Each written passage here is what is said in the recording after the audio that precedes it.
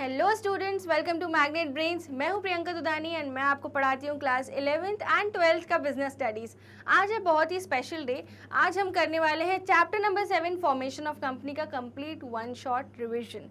Welcome to magnet Brains all students. Magnet Brains इकलौता ऐसा platform है which provides you 100% free high quality education. हम आपको English medium यानी इस चैनल पर पढ़ाते हैं किंडरगार्टन से लेकर क्लास 12 तक का for CBSE board, and Hindi medium channel हमारा सेपरेट है जहां हम क्लास 6 से लेकर क्लास 12 तक आपको पढ़ाते हैं for Delhi board, UP board, MP board, Rajasthan board and Bihar board. So अगर आप किसी भी स्टूडेंट को जानते हैं जिसकी आप हेल्प कर सकते हो, उन्हें ज़रूर रिकमेंड करिएगा magnet brains Hindi medium channel को भी, इंग्लिश मीडियम चैनल को भी।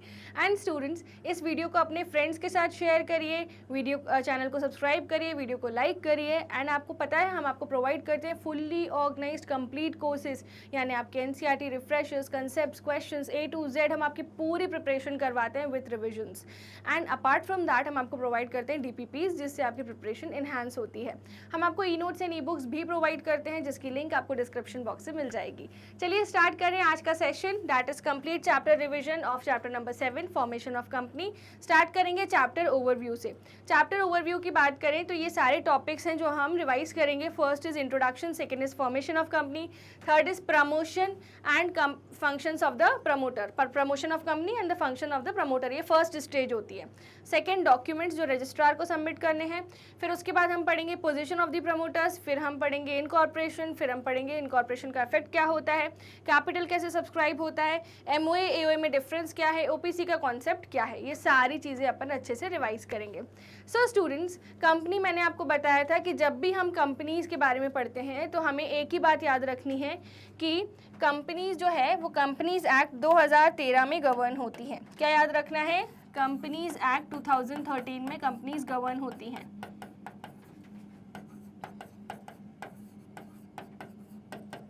ठीक है स्टूडेंट्स। अब कंपनीज एक्ट 2013 के पहले कौन सा एक्ट था मैंने आपको ये भी बताया था, उसके पहले था कंपनीज एक्ट 1956, राइट स्टूडेंट्स। इससे पहले भी एक्ट थे बट हम इंडिपेंडेंस के बाद का याद रखते हैं, है ना। सो 1956 के बाद चेंजेस हुए एंड न्यू कंपनीज एक्ट आया 2013। अब चेंजेस आएंगे तो आने वाला कोई एक्ट आएगा। सो ये बात याद रखना है, जितनी भी चीज़ें हम आज पढ़ेंगे वो कंपनीज एक्ट या तो 1956 का या उसके प्रीवियस कंपनी लॉ का है या फिर वो इस वाले कंपनीज एक्ट का यानी 2013 का। ओके, अब एक डेफिनेशन है जो बहुत ही पॉपुलर है जिसका नाम है a company is a company registered under this act or any other previous company law।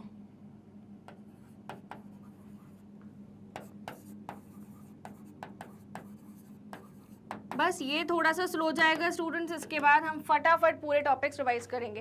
Company is a company registered under this act मतलब 2013 एंड और any other previous company law यानी 1956 या उससे पहले वाले लॉस में अगर कंपनी का रजिस्ट्रेशन होता है तो उसे बोलते हैं company.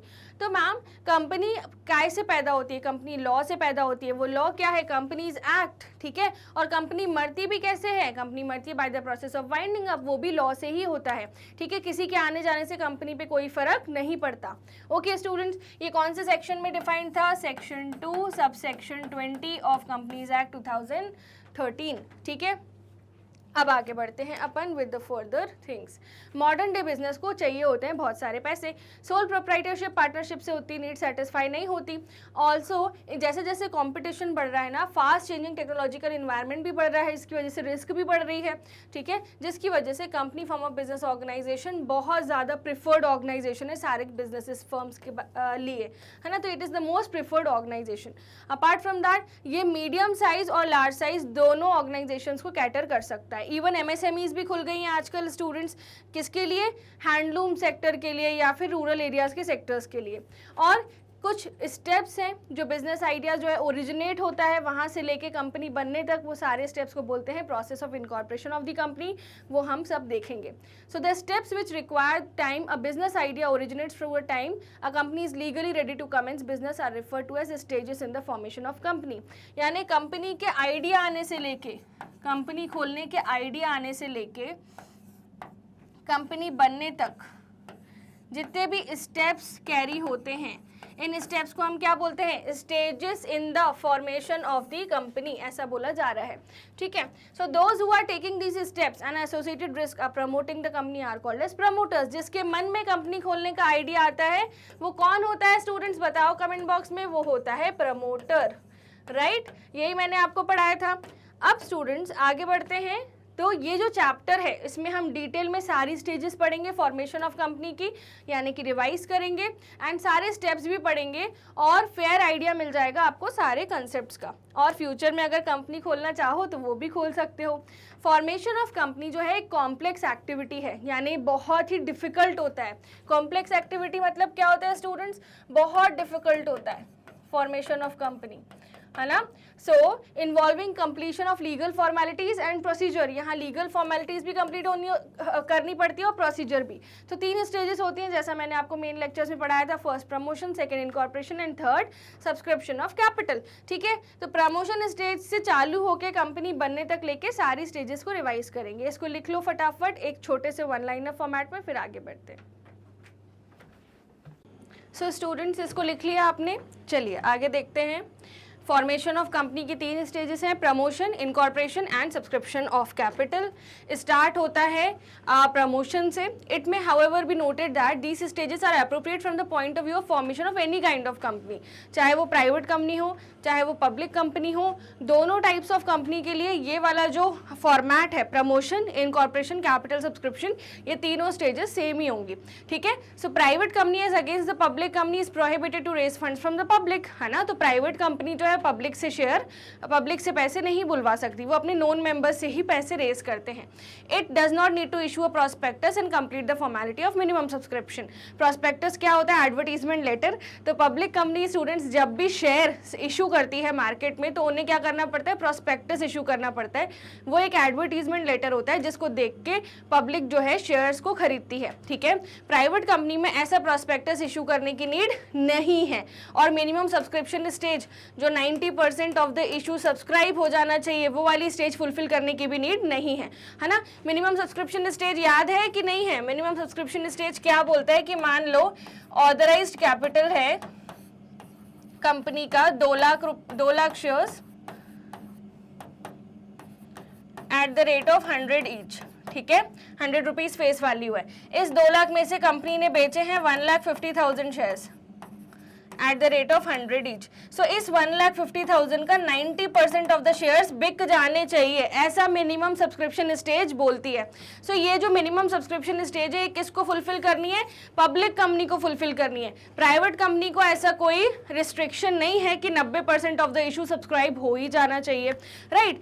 Now in the next section हम डिस्कस करेंगे इन स्टेजेस को डिटेल में। चलिए अब ये जो छोटी छोटी बातें हैं, प्रोस्पेक्टस, मिनिमम सब्सक्रिप्शन, ये आगे जाके इसी रिविजन सेशन में डिटेल्ड टॉपिक्स है। इसी बात पे वीडियो को लाइक करिए, चैनल को सब्सक्राइब करिए। एंड जो स्टूडेंट्स पहली बार इस वीडियो को देख के ये सोच रहे हैं कि वन शॉट रिवीजन से वो पूरा चैप्टर पढ़ सकते हैं, तो यस, हम आपको बहुत ही शॉर्ट मैनर में पूरा का पूरा चैप्टर बहुत इजीली पढ़ा देते हैं। नाउ स्टूडेंट्स, प्रमोशन से बात करेंगे। प्रमोशन जो है रिवीजन पर्पस से मैं पढ़ा रही हूँ यहाँ पे। सो प्रमोशन स्टेज कौन चालू करता है? सबसे पहले आता है प्रमोटर। प्रमोटर वो व्यक्ति होता है जिसके मन में कंपनी बनाने का आइडिया आता है, जो आइडिएशन करता है कौन सी कंपनी बनानी है, किस लाइन ऑफ बिजनेस को ऑपरेट करना है। So promotion is the first stage in the formation of company. ये फर्स्ट स्टेज होती है। यहाँ पे जो कंसीव होता है बिजनेस आइडिया, यानी कि यहाँ पर जो पर्सन होता है प्रमोटर, ठीक है, इसके मन में क्या आता है, बिजनेस करने का आइडिया आता है। वो इनिशिएटिव लेता है कंपनी बनाने का, ठीक है। जो उसका आइडिया है, जो उसके दिमाग में चीज चल रही है ना, उस दिमाग में चीज चल रही है उसको प्रैक्टिकल शेप देकर कंपनी बनाता है, ठीक है, प्राइवेट लिमिटेड और limited, to form a company so that practical shape can be given to exploiting the available business opportunity. Thus it begins with somebody having discovered a potential business idea, यानी कि उसके मन की बात है, promoter के मन की बात है, जिसके मन में क्या आता है, आइडिया आता है बिजनेस करने का। एनी पर्सन और अ ग्रुप ऑफ पर्सन और even a company may have discovered an opportunity, यानी एक व्यक्ति, एक व्यक्ति जो उनका ग्रुप होता है ना लोगों का, वो भी, या फिर कोई दूसरी कंपनी भी एक दूसरी नई कंपनी को जन्म दे सकते हैं, ठीक है, बाय लॉ। नाउ आगे बढ़ते हैं। If such person or a group of person or company proceeds to form a company, then they are said to be the promoters of the company. जिस व्यक्ति के मन में आइडिया आता है उसे क्या बोलते हैं? प्रमोटर, है ना।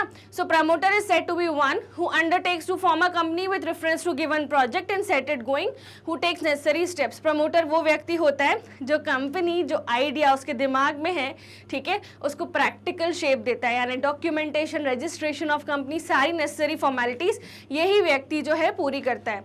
Now thus apart from conceiving a business opportunity, promoters analyze its prospects and bring together the men, materials, machinery, managerial abilities and financial resources and set the organization going. यानी जितनी भी चीज़ों की ज़रूरत होती है प्रमोटर उन सबको अरेंज करता है एंड ऑर्गेनाइजेशन को चालू करने में हेल्प करता है, ठीक है, क्योंकि रियल लाइफ में तो प्रमोटर ही मालिक होता है, बट लॉ क्या बोलता है? कंपनी का कोई भी मालिक नहीं होता, सेपरेट लीगल एंटिटी, कंपनी अलग, कंपनी के लोग अलग। लोग अगर कंपनी के बिहाफ पे कुछ करते हैं तो कंपनी जिम्मेदार होती है, लोगों के पर्सनल एसेट्स जिम्मेदार नहीं होते लाइबिलिटी को पे ऑफ करने के लिए। इसलिए कंपनी अलग होती है, कंपनी के लोग अलग होते हैं। रियल लाइफ में तो जो कंपनी खोल रहा है वही कंपनी का मालिक, बट कंपनीज एक्ट 2013 बोलता है कंपनी का कोई मालिक नहीं होता। यही सब मैंने आपको पढ़ा चुकी हूँ मेन क्लासेस में। चलिए, तो प्रमोटर देख लिया कौन होता है, ठीक है। तो हम क्या करेंगे स्टूडेंट्स, हम ना शॉर्ट समरीज बनाते जाएंगे। क्या बनाते जाएंगे? शॉर्ट समरीज, जिससे आपको पता चलेगा कि यस हमारी जो स्टेजेस हैं वो कैसे पूरी हो रही हैं। और फिर आप इस पूरे बोर्ड पे देखोगे कि हमारा कैपिटल सब्सक्रिप्शन तक पूरी स्टेजेस कंप्लीट हो गई हैं, ठीक है। चलिए, तो हम समरी बनाते जा रहे हैं साइड साइड से। सबसे पहले बिगिन हुआ है फर्स्ट प्रमोशन स्टेज।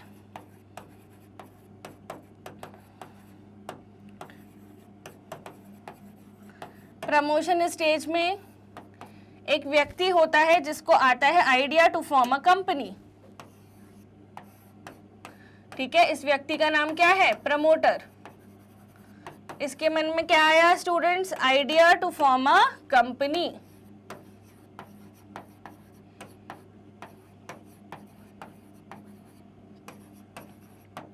ठीक है, अभी तक हमने इन शॉर्ट इतना सा ही पढ़ा है कि प्रमोटर एक ऐसा व्यक्ति होता है जिसके मन में आइडिया आता है कंपनी बनाने का, ठीक है। अब इस चार्ट को कंप्लीट करने के लिए हम आगे का प्रोसेस पढ़ेंगे। सेक्शन 69 ऑफ कंपनीज एक्ट 2013 ये बोलता है कि promoter means a person who has been named as such in the prospectus or is identified by the company in the annual return are referred under section 92। ठीक है, तो promoter एक ऐसा व्यक्ति होता है जिसका नाम या तो कंपनी के प्रोस्पेक्टस में लिखा हो या तो एनुअल रिटर्न सेक्शन 92 में स्टेटेड हो। Who has control over the affairs of the company whether directly और indirectly, whether is a share holder, director और otherwise, in accordance with whose advice the directors instructions the board of directors of the company are accustomed to act. However, it is provided that nothing in this subclause shall apply to the person who is acting merely in professional capacity। ठीक है, आगे देखते हैं। After thoroughly examining the feasibility of the idea, promoters assemble resources। तो सबसे पहले आपको यहाँ पर फर्दर प्रोसेस में हम क्या लिखेंगे हमारी समरी चार्ट में? प्रमोटर कौन होता है? प्रमोटर एक ऐसा व्यक्ति होता है जिसके मन में आइडिया आया है कंपनी बनाने का, ठीक है, और जिसका नाम कहाँ लिखा है? Who has been named in prospectus.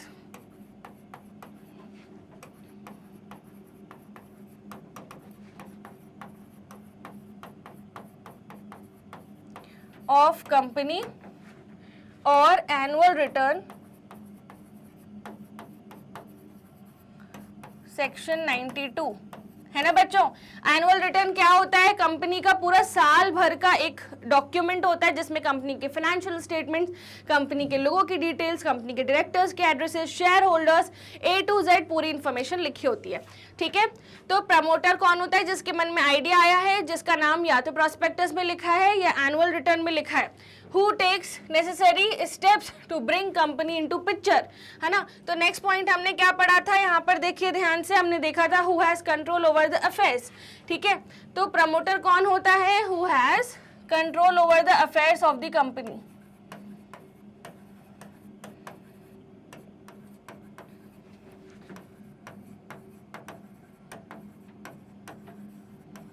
चाहे वो डायरेक्ट कंट्रोल हो, यानी डायरेक्टली वो जाके अफेयर्स को कंट्रोल कर रहा है, या फिर इनडायरेक्टली, है ना। तो कंट्रोल कैसा होता है, डायरेक्ट और इनडायरेक्ट, ठीक है। अब third, in accordance with whose direction,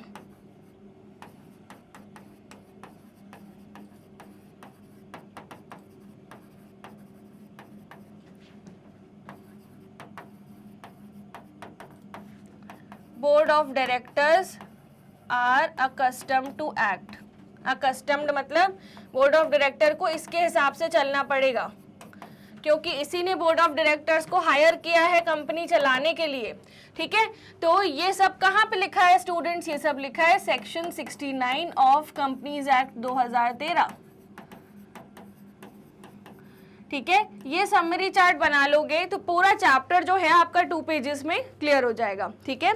so I always believe कि हम जब शॉर्ट में चीज़ों को पढ़ते हैं विजुअल रिप्रेजेंटेशंस ज़्यादा याद रहते हैं, इसलिए मेरे साथ ये समरी चार्ट बनाते जाइए, ठीक है स्टूडेंट्स। चलिए आगे बढ़ते हैं। नेक्स्ट, जैसे ही प्रमोटर एग्जामिन करता है सारी चीज़ों को, है ना, फिजिबिलिटी, आइडिया की फिजिबिलिटी करता है। फिजिबिलिटी मतलब क्या होता है, टेक्निकल फिजिबिलिटी, इकोनॉमिक फिजिबिलिटी, और ये सारी जो फिजिबिलिटी स्टडीज़ मैंने आपको पढ़ाई थी अभी आएंगी, ठीक है। फिजिबिलिटी स्टडीज़ अभी रिवाइज करेंगे हम पूरी डिटेल में, है ना। The promoters assemble resources, prepare necessary documents, give name and perform various other activities to get a company registered। यानी प्रमोटर जो है आइडिया आने से लेके, ठीक है, आइडिया आने से लेके कंपनी बनाने तक, ये आइडिया आने से लेके कंपनी बनाने तक, कंपनी के रजिस्ट्रेशन तक सारी फॉर्मेलिटीज़ को पूरी करता है, ठीक है। नेसेसरी सर्टिफिकेट मिल जाता है बाद में, सर्टिफिकेट ऑफ इनकॉर्पोरेशन का। दस, promoters perform various function to bring company into existence. Clear हो गया स्टूडेंट्स। चलिए आगे देखते हैं अपन। अब फंक्शंस क्या है प्रमोटर के। First, identification of the business opportunity, यानी प्रमोटर जो है स्टूडेंट्स क्या करता है, बिजनेस का जो आइडिया है, बिजनेस किस लाइन में करना है, कौन सा बिजनेस करना है, ये सब आइडेंटिफाई करता है ना। So the first and the foremost activity of the promoter is to identify the idea, ठीक है। The opportunity may be in respect of producing, हो सकता है वो प्रोडक्शन लाइन में जाना चाहे किसी नए प्रोडक्ट की, हो सकता है वो किसी ऐसे प्रोडक्ट को बना रहा है जो किसी डिफरेंट चैनल से अवेलेबल हो, या फिर हो सकता है कि वो इन्वेस्टमेंट पोटेंशियल, इन्वेस्टमेंट इंडस्ट्री वगैरह में जा रहा है, ठीक है, या फिर वो किसी भी ऑर्गेनाइजेशन में इन्वेस्ट कर रहा है। तो ऐसी अपॉर्चुनिटी को एनालाइज करेगा, उसकी फिजिबिलिटी स्टडी करेगा, ठीक है। तो फर्स्ट पॉइंट अपन लिख लेते हैं अपनी समरी चार्ट में कि प्रमोटर के कुछ फंक्शंस होते हैं। क्या होते हैं स्टूडेंट्स, प्रमोटर के कुछ फंक्शंस होते हैं। अब ये फंक्शंस क्या होते हैं, फर्स्ट होता है आइडेंटिफिकेशन ऑफ बिजनेस अपॉर्चुनिटी,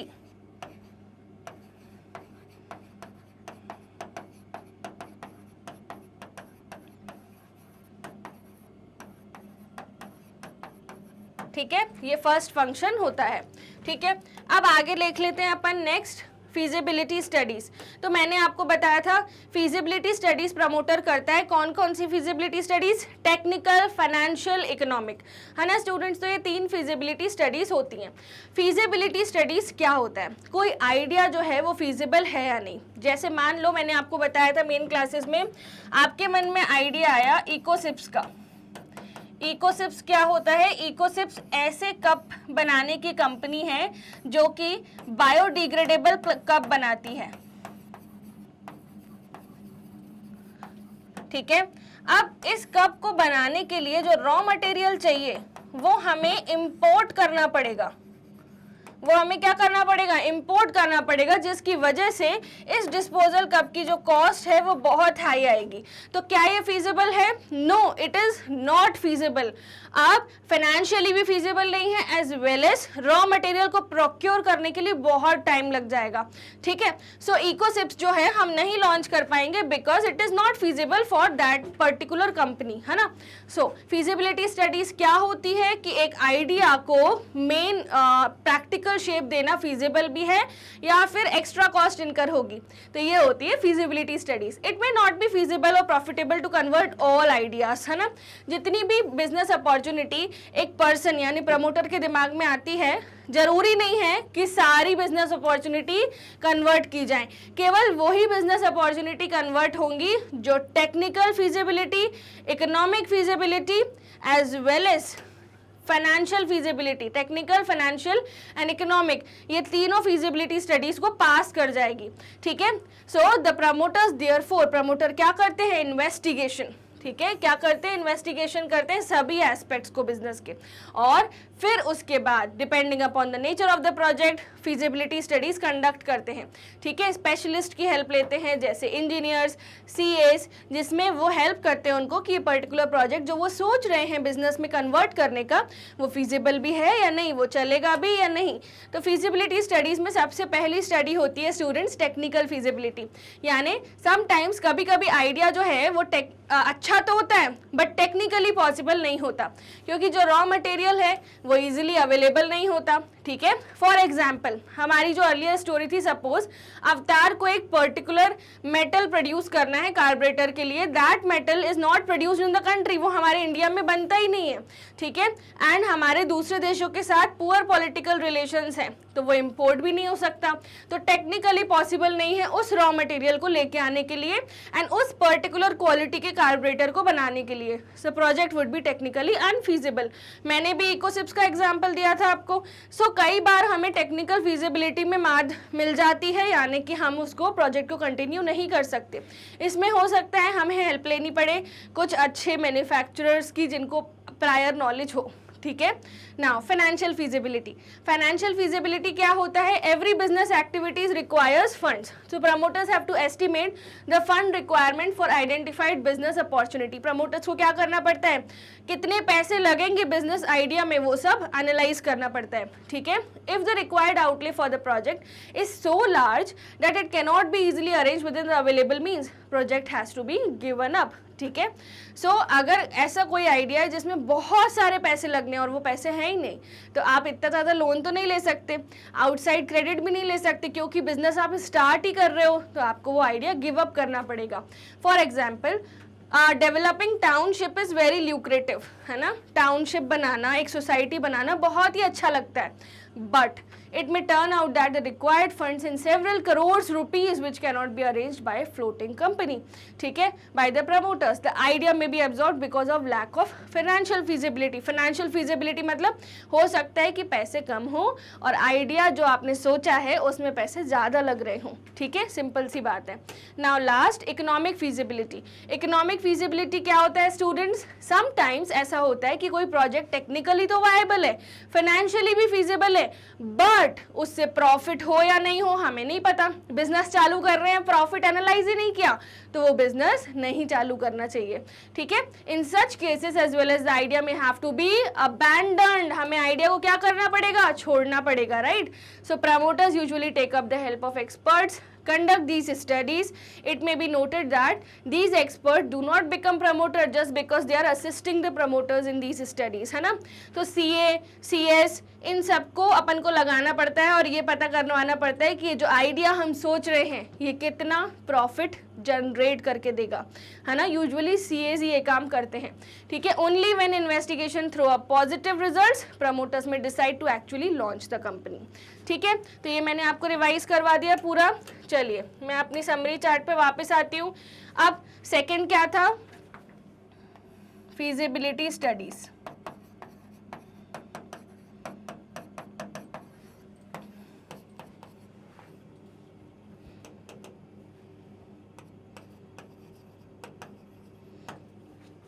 अब स्टूडेंट्स फीजिबिलिटी स्टडीज में हम सबसे पहला कौन सा देखते हैं, टेक्निकल फीजिबिलिटी।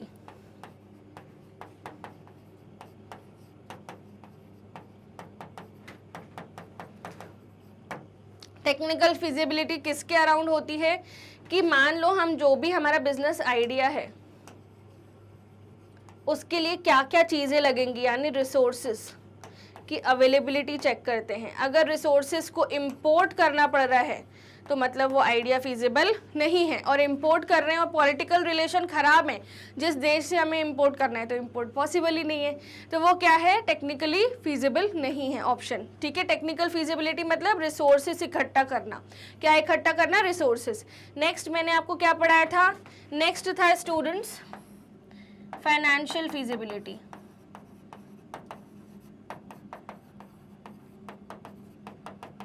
फाइनेंशियल फीजिबिलिटी किसके रिगार्डिंग है, फंड्स के अरेंजमेंट के रिगार्डिंग है। फंड्स नहीं है, आप बिजनेस ऑपरेशन चालू नहीं कर सकते। और लास्ट है इकोनॉमिक फीजिबिलिटी।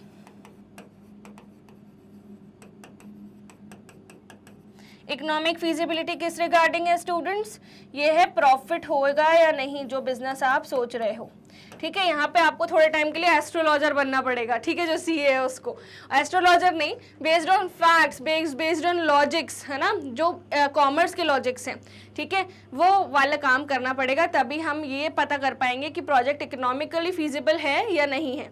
ठीक है, तो फीजिबिलिटी स्टडीज़ में ये 3 चेक्स करने पड़ते हैं। ओके, सो ये 3 चेक्स फीजिबिलिटी स्टडीज़ में करने पड़ते हैं, first, second and third. Clear. तो हमारा समरी चार्ट कैसे बनता जा रहा है आप खुद देख रहे हैं, ये समरी चार्ट आपको हेल्प करेगा to enhance your preparation. Okay, चलिए स्टूडेंट्स आगे बढ़ते हैं अपन नेक्स्ट। ये इकोनॉमिक फीजिबिलिटी रिवाइज हो गया। नाउ थर्ड स्टेज होती है नेम अप्रूवल। अब कोई भी चीज़ है, कोई भी कंपनी आप ओपन करो, नामकरण तो करोगे कि नहीं। सो क्या होता है कि हर कंपनी के रजिस्ट्रेशन के लिए मैंने आपको क्या बताया था, एक आरओसी होता है। जैसे हमारा भी रजिस्ट्रेशन हुआ था, हमारा बर्थ सर्टिफिकेट बनवाया गया था, ठीक है, हमारा भी नामकरण हुआ था जब हम पैदा हुए थे। सिमिलरली कंपनी का जब बर्थ होता है, यानी कंपनी रजिस्ट्रेशन, जब कंपनी एक प्रमोटर रजिस्ट्रेशन के बारे में सोचता है तो सबसे पहले उससे नामकरण करना पड़ता है कि जो भी वो कंपनी का नाम सोच रहा है वो नाम अवेलेबल भी है या किसी और ने ले लिया वो नाम, ये सब चीज़ों को देखना पड़ता है। So having decided to incorporate to a company, the promoters have to select a name for it and submit an application to the ROC of the state in which the registered office of the company is situated for its approval. The proposed name may be approved if it is not considered undesirable. अब company के जो ROC को जो promoter है वो 3 नाम देता है, ठीक है। सो उन 3 नाम में से कोई एक नाम सिलेक्ट होता है, ठीक है। It may happen that another company exist with the same name. जैसे मेरा नाम प्रियंका है, ठीक है, मेरे स्कूल में मेरी क्लास में 4 लड़कियां थी जिनका नाम प्रियंका था, एक लड़का है उसका नाम है आयुष। तो आपने देखा होगा कितने सारे लड़कों का नाम आयुष है। तो हम लोग के साथ तो ऐसा हो सकता है, राइट, कि हमारे जैसे नाम किसी और के भी हो सकते हैं। बट एक कंपनी, मान लीजिए रिलायंस, कोई और रिलायंस नाम की कंपनी खुल सकती है, ऐसा कभी नहीं हो सकता, ठीक है। सो ये यहाँ पे बोला गया है कि नेम अप्रूवल क्यों कराना जरूरी है, ताकि आपकी कंपनी का नाम आइडेंटिकल नहीं हो किसी और कंपनी के साथ और वो ऐसे कोई सेंटिमेंट्स को हार्म ना करे। जैसे कई लोग क्या करते हैं, अपनी कंपनी का नाम रख देते हैं अशोक चक्र या फिर एम्बलम या फिर कोई भी ऐसी चीज़ है, पीकॉक लिमिटेड। तो ये सब आप नाम नहीं रख सकते जो देश की भावना को, जो हमारे देश की स्वतंत्रता है ना, या फिर उसके जो एलिमेंट्स हैं उसको हार्म करे, ठीक है। ऐसे नाम आप नहीं रख सकते, ठीक है। स्टेट गवर्नमेंट, सेंट्रल गवर्नमेंट या फिर पार्लियामेंट, लेजिस्लेटिव असेंबली, ये सब नाम आप नहीं रख सकते, इट इज़ नॉट अलाउड, ठीक है। सो नेम अप्रूवल में क्या होता है, प्रमोटर जाता है आरओसी के पास, एक फॉर्म भरता है। आरओसी कहाँ बैठा होता है, जिस राज्य में आपकी कंपनी है उस राज्य का अलग आरओसी होता है, ठीक है। उसके पास जाएंगे अपन, उसके ऑफिस में उसको एप्लीकेशन देंगे, उसको बोलेंगे हम ये नई कंपनी खोलना चाह रहे हैं और ये हमारा नेम प्रपोजल है, तो बताओ ये नाम रख सकते हैं या नहीं। और आरओसी अगर बोलता है रख सकते हैं तो मतलब नेम अप्रूव हो गया, ठीक है। समझ आया स्टूडेंट्स। सो वापस आते हैं अपनी समरी चार्ट पे। सो थर्ड क्या होगा, थर्ड होगा नेम अप्रूवल।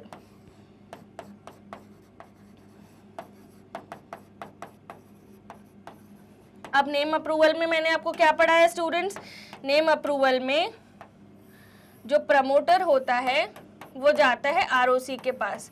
आरओसी कहाँ बैठा होता है, registered office of state in which company is situated, ठीक है। अब आरओसी को क्या करवाना होता है, नेम अप्रूव करवाना होता है। नेम अप्रूवल के लिए नेम अप्रूवल कराना होता है। कैसे, प्रमोटर आरओसी को एक एप्लीकेशन लिखता है।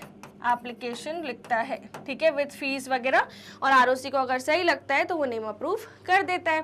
थर्ड स्टेज एकदम क्लियर, आपको ये चार्ट से बिल्कुल फेमिलियर रहना है। ओके स्टूडेंट्स, चलिए अब आगे देखते हैं अपन। नेम अप्रूवल हो गया। अब in such cases the propose name is not accepted because some alternate name may be approved, therefore 3 names in order of their priority are given in application to registrar, है ना।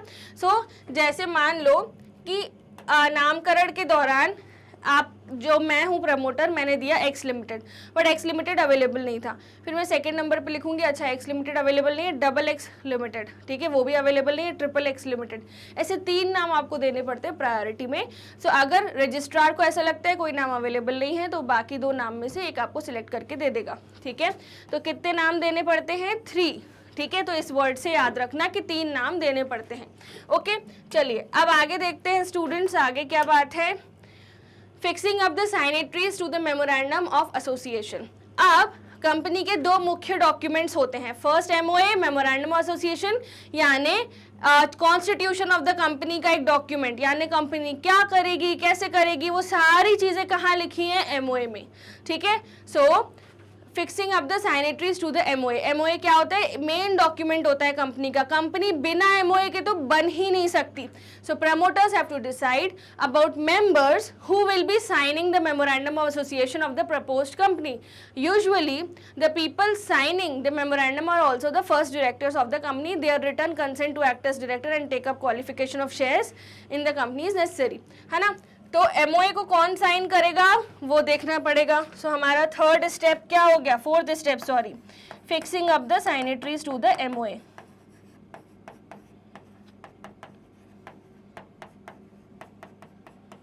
Fixing up signatories to the MOA, है ना।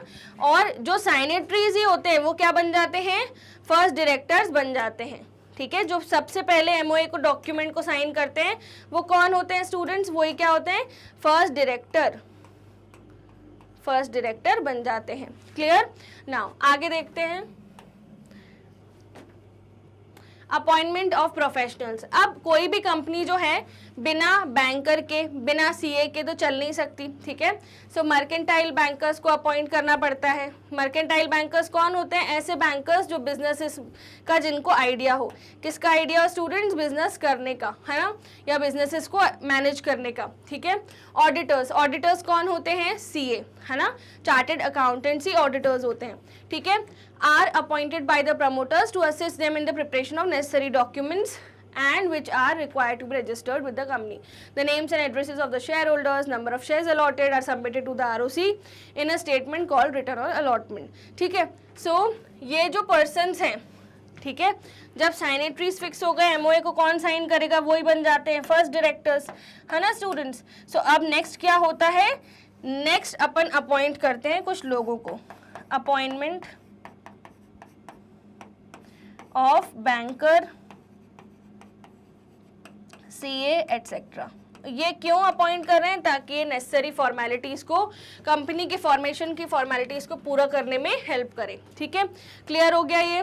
Now preparation of necessary documents. अब document बनाने पड़ेंगे।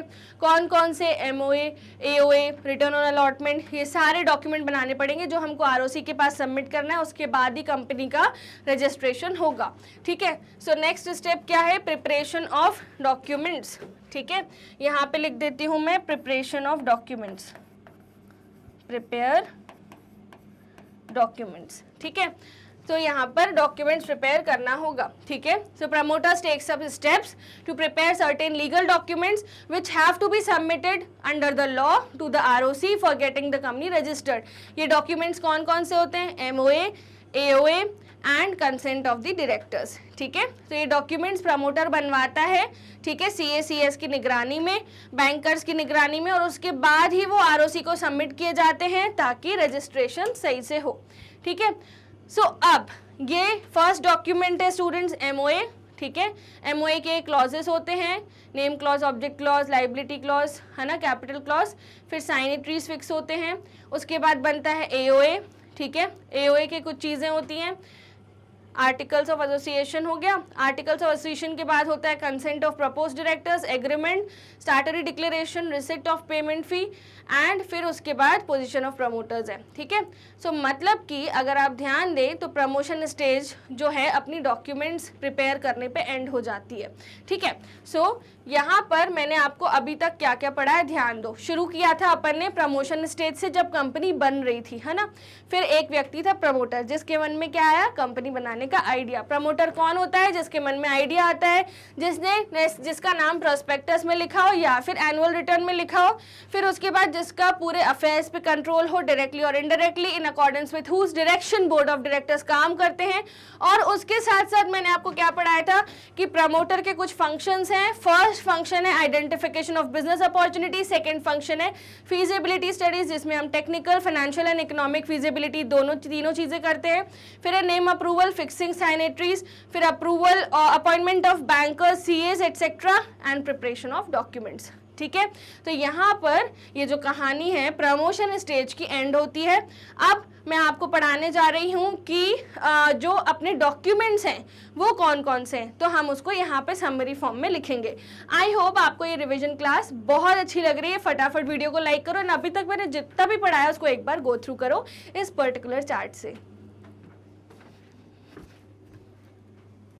अब students अपन ने क्या देखना है, अपन को देखना है अब डॉक्यूमेंट्स। ठीक है, सो रिवाइज करते हैं पूरे डॉक्यूमेंट्स को। सो फर्स्ट जो डॉक्यूमेंट है that is MOA, memorandum of association. तो मेमोरेंडम ऑफ एसोसिएशन क्या होता है, स्टार्ट करने से पहले ही मैं आपको रिवाइज करवा देती हूँ। चार्टर डॉक्यूमेंट होता है, इसमें लिखा होता है कंपनी क्या काम करेगी। इसके बियॉन्ड अगर कोई वर्क कंपनी को करना है तो पहले एमओए को बदलना पड़ेगा। एमओए में जो लिखा है उसके बाहर आप नहीं जा सकते। मान लीजिए एमओए में लिखा है कि कंपनी स्टील वर्क करेगी, स्टील इंडस्ट्री में जाएगी, ठीक है, तो फिर आप कोई और सेगमेंट नहीं स्टार्ट कर सकते। Food and beverages you can not start unless you alter the memorandum of association. ठीक है, सो मेमोरेंडम ऑफ एसोसिएशन एक कॉन्स्टिट्यूशन होता है, संविधान होता है कंपनी का। ठीक है, उसके बाहर आप नहीं जा सकते। ठीक है, इतना रिवाइज हो गया। इसके बहुत सारे मल्टीपल क्लॉजेस होते हैं जो मैं आपको पढ़ाऊंगी। So memorandum of association most important document होता है। इसमें कंपनी के ऑब्जेक्टिव्स लिखे होते हैं। कोई भी कंपनी लीगली वो काम नहीं कर सकती जो एमओए में नहीं लिखे हैं। No company can legally undertake activities that are not contained in its MOA, है ना। कोई भी कंपनी वो काम नहीं करेगी जो एमओए में नहीं लिखे हैं, है ना। एमओए डॉक्यूमेंट क्या होता है, कंपनीज की मम्मी होती है। मम्मी अपनी मम्मी जब बोलती हैं कि ये काम नहीं करना है तो अपन अगर कर दें वो काम तो क्या करती है, डांट पड़ती है कि नहीं, है ना। जैसे देर रात बाहर नहीं जाना है, ठीक है, 11 के बाद 11 के तक घर के अंदर, तो 11 के बाद आते हैं तो क्या होता है, डांट पड़ती है। यहाँ पे अगर आपने ऐसा कोई काम किया जो एमओए में नहीं लिखा है वो काम ही इनवैलिड हो जाता है। मान लो आपने कोई कॉन्ट्रैक्ट किया, उस कॉन्ट्रैक्ट को आप केस नहीं कर सकते अगर कुछ गलत हो गया उसमें तो। ठीक है, सो एमओए के बाहर जितने भी कॉन्ट्रैक्ट्स होते हैं वो इनवैलिड होते हैं, है ना। एक लॉ की डॉक्ट्रिन होती है जिसको बोलते हैं डॉक्ट्रिन ऑफ अल्ट्रा वायरस, यानी ऐसे कॉन्ट्रैक्ट्स जो बाहर आउटसाइड द एमओए होते हैं वो सब इनवैलिड होते हैं। ठीक है, वॉइड होते हैं, इम्पॉसिबल टू परफॉर्म होते हैं। ठीक है, so as per section 256 the companies act 2013 memorandum means memorandum of the association of the company originally framed as altered from time to time in pursuance of the previous company law or of this act, the memorandum of association has different clauses. ठीक है, so इसके बहुत सारे clauses होते हैं। Okay, so first clause है name clause, second है registered office clause, third है ऑब्जेक्ट क्लॉज, फोर्थ है लाइबिलिटी क्लॉज एंड फिफ्थ है capital clause. So name clause में क्या लिखा होता है, याद है कि नहीं, थर्ड पॉइंट नेम अप्रूवल करवाया था अपन ने आरओसी से, तो नेम अप्रूवल जिस रजिस्ट्रेशन का जो एप्लीकेशन फॉर्म था उसका जो रिवर्ट आया था आरओसी से उस पर्टिकुलर नेम रजिस्ट्रेशन का वो यहाँ पर आपको लगाना होता है एमओए में। ठीक है, नाउ रजिस्टर्ड ऑफिस क्लॉज, हर कंपनी का एक रजिस्टर्ड ऑफिस होता है। ठीक है, जैसे मान लो कंपनी भोपाल में है, ठीक है, तो उसका जो आरओसी है वो एमपी में होना चाहिए, यानी मध्य प्रदेश में। ठीक है, सो रजिस्टर्ड ऑफिस कहाँ होता है, कंपनी जिस राज्य में है वहाँ पर कंपनी का रजिस्टर्ड ऑफिस होना चाहिए, जहाँ पे आरओसी बैठता है, जहाँ पर सारे डॉक्यूमेंट्स प्रिजर्व होते हैं, सारी फॉर्मेलिटीज पूरी होती हैं। अगर मान लो अभी कंपनी नई बनी है और रजिस्टर्ड ऑफिस नहीं है, कोई बात नहीं, आप कंपनी बना सकते हो, बट एक बार कंपनी बन गई तो 30 डेज के अंदर अंदर आपको रजिस्टर्ड ऑफिस का एग्जैक्ट एड्रेस देना ही पड़ेगा, ठीक है, ये भी मैंने आपको रिवाइज करवाया था ना। ऑब्जेक्ट क्लॉज, ऑब्जेक्ट क्लॉज में वो सारे ऑब्जेक्ट लिखे होते हैं, ऐसे काम जो कंपनी कर सकती है, ठीक है, इसके बियॉन्ड कंपनी नहीं जा सकती। नाउ लाइबिलिटी क्लॉज, कंपनी के मेंबर्स की लाइबिलिटी कैसी होगी, लिमिटेड बाय शेयर्स होगी, लिमिटेड बाय गारंटी होगी, अनलिमिटेड कंपनी होगी, सो वो सब चीज़ें यहाँ पर लिखनी होती है लाइबिलिटी क्लॉज में। और लास्ट होता है कैपिटल क्लॉज, कोई भी कंपनी बिना पैसे के तो चलती नहीं है, सो कंपनी का ऑथराइज्ड कैपिटल कितना होगा। मान लो कंपनी ने ये लिखा कि हम पब्लिक से 2 लाख शेयर्स इशू करेंगे, पब्लिक को ऑथराइज करेंगे, ऑथराइज इशू है अपना 2 लाख शेयर्स 100 रुपये के हिसाब से, तो कंपनी 2 करोड़ रुपए से ज़्यादा रेस नहीं कर सकती, है ना, 2 लाख इंटू 100, ठीक है, तो कंपनी जो है 2 करोड़ रुपए से ज़्यादा रेस नहीं कर सकती, ठीक है।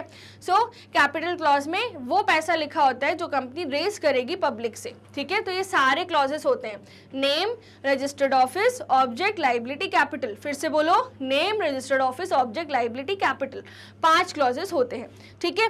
नाउ स्टूडेंट्स आगे देखिए, नेम क्लॉज क्या होता है, वैसे तो मैं आपको रिवाइज करवा ही चुकी हूँ, फिर भी थोड़ी बुकिश लैंग्वेज से हमें फेमिलियर होना पड़ता है, राइट।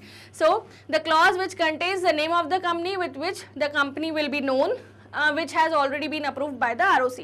Registered office clause क्या होता है, इस clause में name of the state लिखा होता है in which registered office of the company is situated, यही मैंने आपको बताया था, is proposed to be situated. Exact address अपन अभी देना नहीं है exact address, but जब एक बार आपका जो कंपनी इनकॉर्पोरेट हो गई तो 30 डेज के अंदर इनकॉर्पोरेशन से आप एग्जैक्ट एड्रेस बता दो ROC को, ठीक है। फिर उसके बाद जो है ऑब्जेक्ट क्लॉज, ऑब्जेक्ट क्लॉज में क्या लिखा होता है कि कंपनी किस मकसद से बनी है, कंपनी का ऑब्जेक्ट क्या है, पर्पस, ठीक है। Legally entitle, company is not legally entitle to undertake any activity which is beyond the objects, यानी कि कंपनी ऑब्जेक्ट्स में जो चीज़ें नहीं लिखी हैं वो सेलिंग बाइंग उन बिजनेस की नहीं कर सकती, ठीक है। The main object for which the company is formed are listed in this sub clause, है ना, कंपनी के मेन ऑब्जेक्ट लिखे होते हैं। अब यहाँ पर ये देखना है कि वेदर इट इज एसेंशियल और incidental for the attainment of the main objective, company is deemed to be valid although it may not have been stated explicitly, यानी कंपनी जो है अगर ऑब्जेक्ट के अंदर रहकर काम कर रही है वो सारे काम वैलिड होंगे, ऑब्जेक्ट के बियॉन्ड जा रही है वो सारे काम इनवैलिड होंगे, ठीक है, यानी इम्पॉसिबल टू परफॉर्म। नेक्स्ट होता है लाइबिलिटी क्लॉज, तो यहाँ पर क्या होता है, limits the liability of the members to the amount of unpaid amount of shares, यानी कि limited by shares. For example अगर कोई शेयर होल्डर है जिसने 1000 शेयर परचेस किए 10 रुपये के हिसाब से और वो 6 रुपये पे कर चुका है तो वो केवल 4 रुपीज़ अनपेड वैल्यू के लिए लाइबल होगा। तो ये भी मैं आपको पढ़ा चुकी हूँ मेन क्लासेस में अच्छे से डिटेल में। Okay students, now capital clause, capital clause यानी कि कंपनी कितने पैसे पब्लिक से रेज कर सकती है। So this clause specifies the maximum capital which the company will be authorise to raise through the issue of shares, authorise share capital of the proposed company along with the division on the number of shares having a fixed face value specified, यानी यहाँ पर authorise capital लिखा होता है। मान लीजिए लिखा है कि कंपनी जो है 25 लाख रुपए, 2.5 लाख शेयर्स 10 रुपए के हिसाब से कंपनी जो है पब्लिक से उठा सकती है, यानी फंड रेजिंग कर सकती है। तो 2.5 लाख से ज़्यादा फंड रेजिंग नहीं करेगी, 25 लाख से ज़्यादा फंड रेजिंग नहीं करेगी, 2.5 लाख शेयर से ज़्यादा कंपनी नहीं बेच सकती, ठीक है। अगर मान लो इस 2.5 लाख में से कंपनी ने पहले 1 लाख बेचे तो बाद में वो 1.5 बेच सकते हैं, उससे ज़्यादा नहीं। 2.5 लाख की जो लिमिट है ना 25 लाख की, क्रॉस नहीं होनी चाहिए फंड रेजिंग फ्रॉम पब्लिक से। तो यही कैपिटल क्लॉज बोलता है कि आपकी कितनी सीमा है, वो सीमा रेखा क्या है जितनी आप पैसे रेज कर सकते हो पब्लिक से, ठीक है। सो ये होता है कैपिटल क्लॉज, ठीक है स्टूडेंट्स। सो आ जाते हैं हमारी समरी चार्ट पर। अब प्रमोटर्स को यहाँ पर डॉक्यूमेंट्स बनाने हैं इस स्टेज में, है ना। इस स्टेज में प्रमोटर को क्या बनाने, लास्ट वाली स्टेज में डॉक्यूमेंट बनाने। तो फर्स्ट डॉक्यूमेंट क्या हो गया बोलो, मेमोरेंडम ऑफ एसोसिएशन। इसके कितने क्लॉज होते हैं, 5, ठीक है। Name clause, registered office clause, ठीक है, capital clause, object clause, liability clause, ठीक है। याद रहेगा कि नहीं आपको, पूरा डिटेल में मैं आपको पढ़ाई चुकी हूँ, बस ये याद होना चाहिए। फिर से एक बार बता देती हूँ, बिल्कुल कंठस्थ याद कर लो, है ना। मेमोरेंडम ऑफ एसोसिएशन कंपनी का चार्टर डॉक्यूमेंट होता है, कंपनी का कॉन्स्टिट्यूशन होता है। जो बातें एमओए में नहीं लिखी हैं आप वो एमओए के बियॉन्ड उन बातों को नहीं कर सकते। मान लो एमओए में लिखा है कि 25 लाख रुपए पब्लिक से रेज कर सकते हैं, 25 लाख 1 रुपए भी रेज किए तो वो अपराध माना जाएगा, ठीक है। सो उसके बियॉन्ड नहीं जाना है। एमओए में लिखा है स्टील वर्क्स कर सकते हैं, आप फूड इंडस्ट्री में गए वो इनवैलिड होंगे सारे कॉन्ट्रैक्ट्स। तो अगर आपको एमओए के बियॉन्ड जाना है तो पहले एमओए को बदलो एंड फिर बियॉन्ड जाओ, ठीक है। सो एमओए का सेक्शन क्या था, 256 सेक्शन 2 सबसेक्शन 56, ठीक है, ऑफ कंपनीज एक्ट 2013।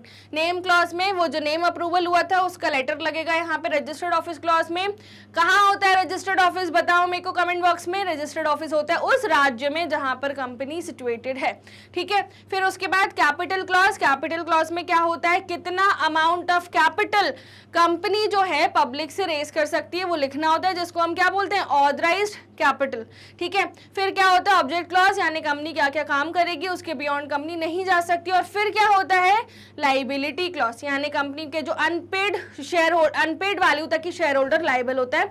आप शेयर होल्डर से पूरा पैसा नहीं बुलवा सकते या फिर उसकी शेयर वैल्यू से ज्यादा रुपए नहीं बुलवा सकते, जितना पैसा उसका बकाया है केवल आप उतना ही ले सकते हैं, ठीक है। इसको बोलते हैं कंपनी लिमिटेड बाय शेयर्स, ठीक है। यानी शेयर होल्डर की लाइबिलिटी कैसी होती है, till the value of unpaired value of shares, ठीक है। क्लियर हो गया, चलिए अब देखते हैं आगे। ये क्लॉजेस हो गए।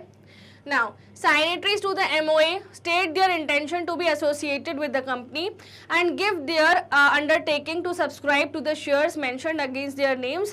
The memorandum of association shall be in respect of forms specified in A, B, C, D, E in Schedule 1 as may be to applicable to such company. अब यहाँ पे क्या बोल रहे हैं, याद होगा कि हमने मेमोरेंडम्स के लिए साइनेटरीज फिक्स किए थे, है ना। प्रमोशन स्टेज में प्रमोटर के फंक्शंस में एक फंक्शन क्या था, fixing up the signatories to the MOA. ये जो एमओए है, ठीक है, इसको क्या करते हैं, इसको कुछ लोग क्या करते हैं, साइन करते हैं,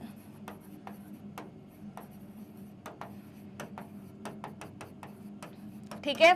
और साइन करते हैं मतलब वो ये क्या बोल रहे हैं कि हम किसी भी दबाव में आके साइन नहीं कर रहे हैं, हम कंपनी के इस एमओए में लिखी हुई हर बात से सहमत हैं। साइन करने का मतलब यही होता है। और ये जो साइनेटरीज होते हैं यही क्या बन जाते हैं, कंपनी के पहले डायरेक्टर्स यानी फर्स्ट डायरेक्टर्स, ठीक है। याद है कि नहीं, चलिए अब ये वाला हो गया। अब यहाँ पर वो क्या करते हैं, सब्सक्राइब करते हैं शेयर्स को, अपनी पूरी डिक्लेरेशन देते हैं कि हम ये जो डिसीजन हम ले रहे हैं एमओए को साइन करने का, ये किसी के दबाव में आके नहीं ले रहे हैं। The memorandum of association must be signed by at least 7% in case of public company and 2% in case of private company. A copy of MOA is given at the end. End में मैं आपको copy of MOA बताऊंगी कैसी लगता है, ठीक है।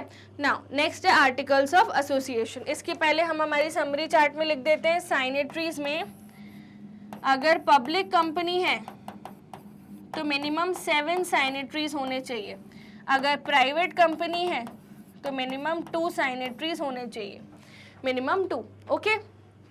चलिए अब स्टूडेंट्स नेक्स्ट है आर्टिकल्स ऑफ एसोसिएशन। अभी तक पूरी पिक्चर क्लियर है तो क्या करना है, वीडियो को लाइक, चैनल को सब्सक्राइब एंड कमेंट बॉक्स में लिखना है यस मैम, पूरी जो कहानी है वो एकदम क्लियर है।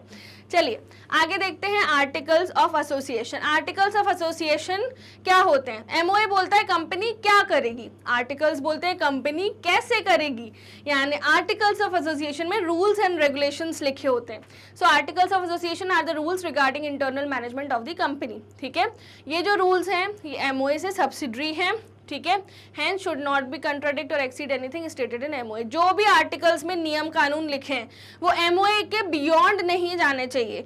उनकी चादर है, वो चादर क्या है, एमओए, उस चादर से आगे पैर नहीं पसारने हैं, ठीक है। जितने भी नियम बनेंगे वो उस पर्टिकुलर एमओए के दायरे में ही बनेंगे, ठीक है।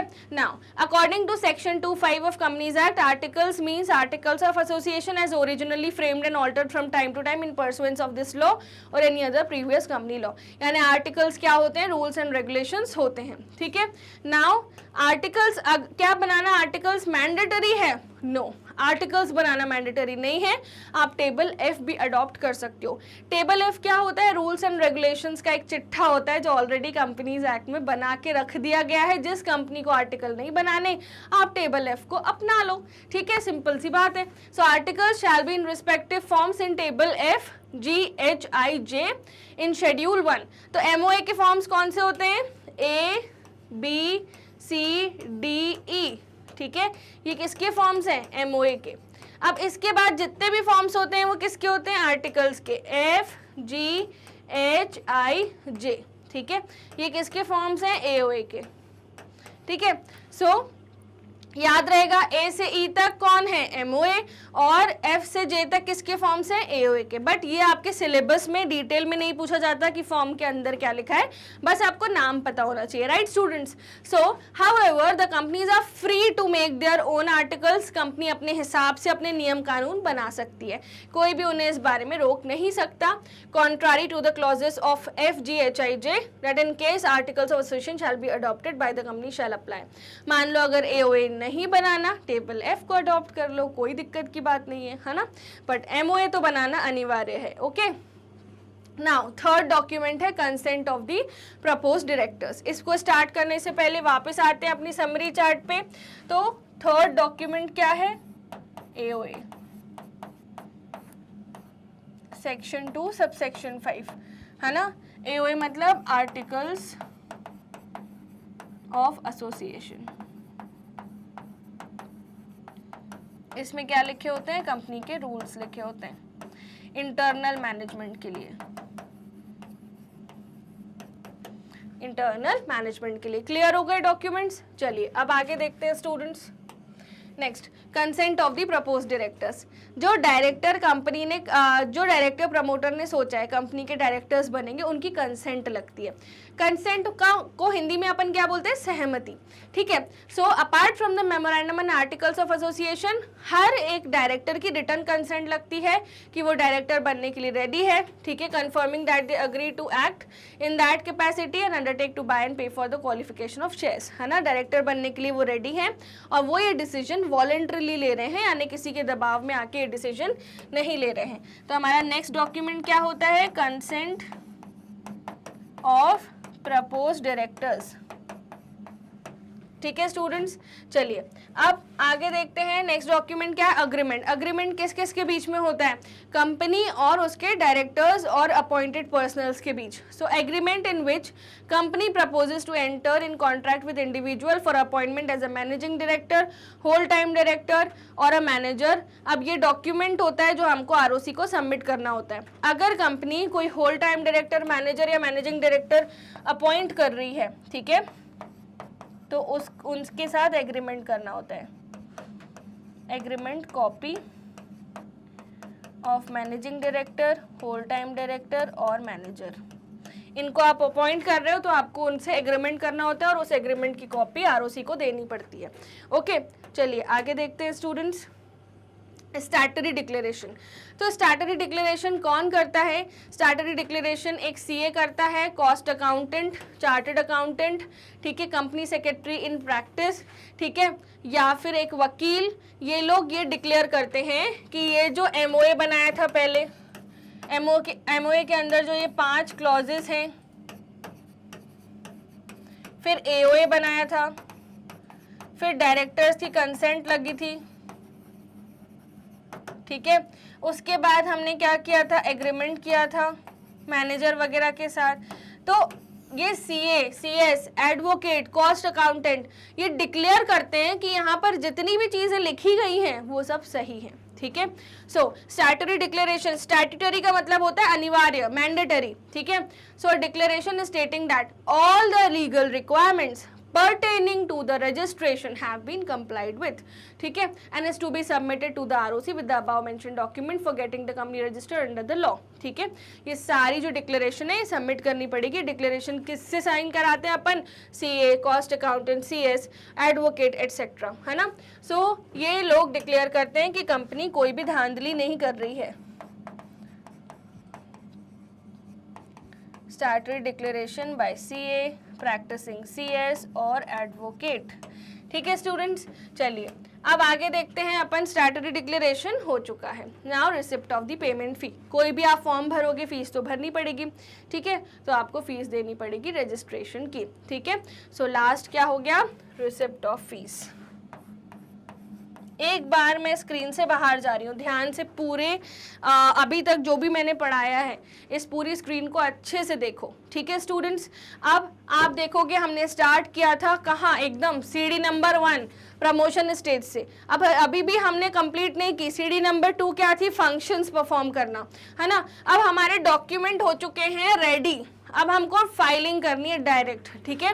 तो अब हमारी जो सेकेंड स्टेज है इनकॉर्पोरेशन स्टेज वो चालू होने वाली है। बट उसके पहले एक छोटा सा थ्योरी टॉपिक है जिसका नाम है position of the promoters. Promoters की क्या पोजीशन होती है कंपनी में। अब ये वो व्यक्ति होते हैं जिन्होंने कंपनी को बनाया, बट क्या आपको पता है कंपनी में इनका कोई वजूद नहीं है अगर कंपनी के बाकी लोग ना चाहें तो, ठीक है, क्योंकि कंपनी का कोई मालिक नहीं होता कानूनन। बट रियल लाइफ में तो प्रमोटर ही कंपनी का मालिक है, तो सब उनकी जी हुजूरी तो करते ही हैं। बट कंपनीज एक्ट 2013 बोलता है कंपनी अलग, कंपनी के लोग अलग। कंपनी के लोग अगर कोई काम कर रहे हैं तो मतलब कंपनी वो वर्क कर रही है, बट कंपनी ही लायबल होगी, कंपनी के लोग लायबल नहीं होंगे। सेपरेट लीगल एंटिटी होती है। So promoters undertake various activities to get a company registered, सही बात है, पर वो ना ही एजेंट होते हैं और ना ही ट्रस्टी होते हैं, ठीक है। They can't be the agents but because the company is yet to be incorporated. Therefore वो सारे एक्ट जो जैसे मान लो एमओए बनाना, एओए बनाना, ठीक है, जितने भी पैसे खर्च करना वो सब कौन करता है, प्रमोटर, और वो उसके लिए खुद जिम्मेदार होता है। So therefore they are personally liable for all the contracts which are entered by them, है ना। तो जितने भी प्रिलिमिनरी कॉन्ट्रैक्ट यानी प्री इनकॉर्पोरेशन कॉन्ट्रैक्ट उन्होंने एंटर किए हैं वो उसके लिए पर्सनली लायबल है। कंपनी जिम्मेदार नहीं होगी क्योंकि कंपनी तो अभी बनी नहीं है, ठीक है, कंपनी तो अभी बीच में है बनने के, ठीक है, before its incorporation in case the same cannot be ratified by the company later on. Also promoters are not the trustees, जैसे धर्मशाला के ट्रस्टीज होते हैं, प्रमोटर कंपनी के ट्रस्टीज नहीं होते हैं। प्रमोटर एंजॉय फिड्यूशरी यानी imaginary position with the company, जो उनको मिसयूज नहीं करनी है। वो प्रॉफिट तभी कमाएंगे जब वो डिस्क्लोज करें, ठीक है। अगर डिस्क्लोज नहीं किया तो कंपनी जो है उनके साथ किए गए सारे कॉन्ट्रैक्ट्स रिस्काइंड कर सकती है और प्रॉफिट्स को रिकवर कर सकती है। उसके बाद मैंने आपको पढ़ाया था प्रमोटर्स डैमेजेस भी क्लेम कर सकते हैं। It can also claim damages from the loss suffer due to non disclosure, sorry company जो है वो डैमेजेस क्लेम कर सकती है, ठीक है। प्रमोटर्स लीगली एंटाइटल्ड नहीं होते हैं एक्सपेंसेस इनकर करने के लिए, बट कंपनी बनने के बाद वो प्रिलिमिनरी एक्सपेंसेस रिकवर कर सकते हैं।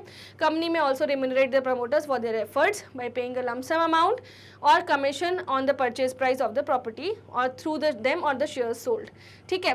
Company may also allot them shares, debentures और give them option to purchase securities at a future date. तो ये होती है position of the promoters. Incorporation after completing the aforesaid formalities promoter incorporation के application देते हैं, ठीक है। तो मैंने आपको यहाँ तक जो लिखवाया था it was completely related to from launch of promoters to the idea to who is a promoter to the functions of the promoter to what are the documents required। यहाँ तक मैंने आपको पूरी समरी पढ़ा दी थी, ठीक है स्टूडेंट्स। अब मैं आगे जाती हूँ पोजीशन ऑफ प्रमोटर्स की समरी आपको बताने, एकदम शॉर्ट में अपन लिखेंगे।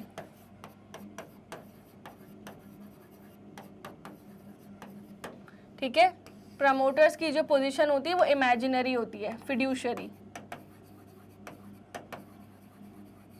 ठीक है। प्रमोटर्स ना ही एजेंट होते हैं ना ही ट्रस्टी होते हैं, ठीक है। नेक्स्ट, प्रमोटर जो होते हैं ना स्टूडेंट्स, वो क्या करते हैं, जितने भी खर्चे करते हैं, कॉस्ट इनकर्ड और एग्रीमेंट्स एंटर्ड,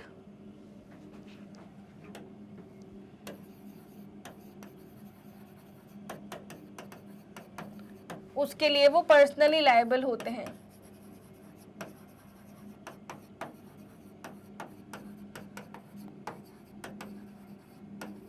ठीक है। जब कंपनी बनी ही नहीं है तो वो खर्चे कंपनी से कैसे रिकवर कर सकते हैं, इसलिए वो पर्सनली लायबल होते हैं जितनी भी चीज़ें उन्होंने की हैं, ठीक है। अब मान लो कंपनी बन जाती है, क्या बाद में प्रमोटर को वो पैसे वापस मिलने चाहिए? तो कंपनी जो है प्रमोटर को पे कर सकती है अगर सब लोग चाहें तो, है ना, यानी कंपनी के रूल्स अलाउ करें तो, ठीक है। प्रिलिमिनरी कॉन्ट्रैक्ट्स यानी प्री इनकॉर्पोरेशन कॉन्ट्रैक्ट्स के लिए पे हो सकता है, ठीक है। प्रमोटर ट्रस्टी भी नहीं होते हैं, प्रमोटर ना ही एजेंट होते हैं, प्रमोटर पर्सनली लायबल होते हैं हर वो काम के लिए जो उन्होंने इनकॉर्पोरेशन के दौरान किया गया हो, ठीक है। इतना भी याद कर लोगे तो भी सफिशिएंट है। ओके स्टूडेंट्स, चलिए अब मैं आपको इनकॉर्पोरेशन से स्टार्ट करने जा रही हूँ। अब हमने पूरा देख लिया from the documentation to the position of the promoters, okay. फिर उसके बाद from the idea to the documentation then to the position of the promoters. अब incorporation after completing the aforesaid formalities, promoter क्या करते हैं, इनकॉर्पोरेशन के application form दे देते हैं, ठीक है, रजिस्ट्रार को पास। फिर उसके बाद उसी ऑफिस में जहाँ पर वो सिचुएटेड है, जिस स्टेट में वो सिचुएटेड है, application for registration must be accompanied with documents about which we have already discussed, है ना। अब यहाँ पर जितनी भी फॉर्मेलिटीज़ हैं, प्रमोटर क्या करता है, एप्लीकेशन फॉर्म भरता है, एप्लीकेशन आरओसी को देना पड़ता है, और उसके बाद एप्लीकेशन जो है वो अकम्पनी होगा कुछ डॉक्यूमेंट्स के साथ। अब ये डॉक्यूमेंट्स मैंने आपको जस्ट अभी पढ़ाए हैं पूरे डिटेल में। फर्स्ट एमओए है, फिर आर्टिकल्स हैं, फिर रिटर्न कंसेंट है डायरेक्टर्स की, एग्रीमेंट है, copy of return on allotment और रजिस्ट्रार के नेम अप्रूवल की कॉपी है, स्टैट्यूटरी डिक्लेरेशन है, एग्जैक्ट एड्रेस का नोटिस और डॉक्यूमेंट्री एविडेंस है पेमेंट का, ठीक है। फिर रजिस्ट्रार को ये सारी चीज़ें सबमिट करनी होंगी, ठीक है स्टूडेंट्स। तो चलिए, ये पोजीशन ऑफ प्रमोटर्स मैंने आपको पढ़ाया था। अब मैंने आपको लास्ट बताया था कि डॉक्यूमेंट्स बन चुके हैं। अब प्रमोटर क्या करता है, ये सारे डॉक्यूमेंट्स लेकर किसके पास जाता है,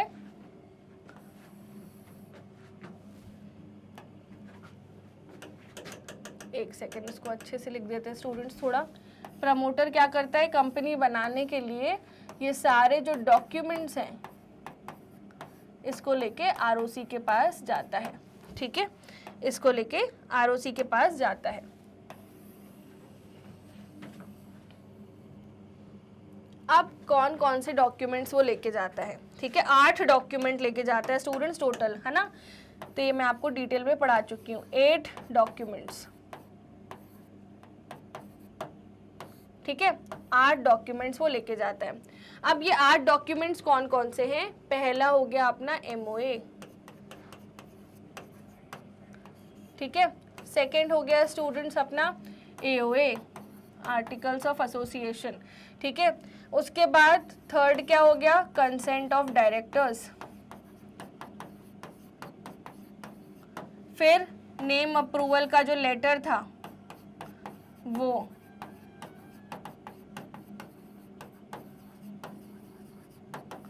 उसके बाद क्या ले जाएगा, ये वाला 4th पॉइंट था, सॉरी, है ना,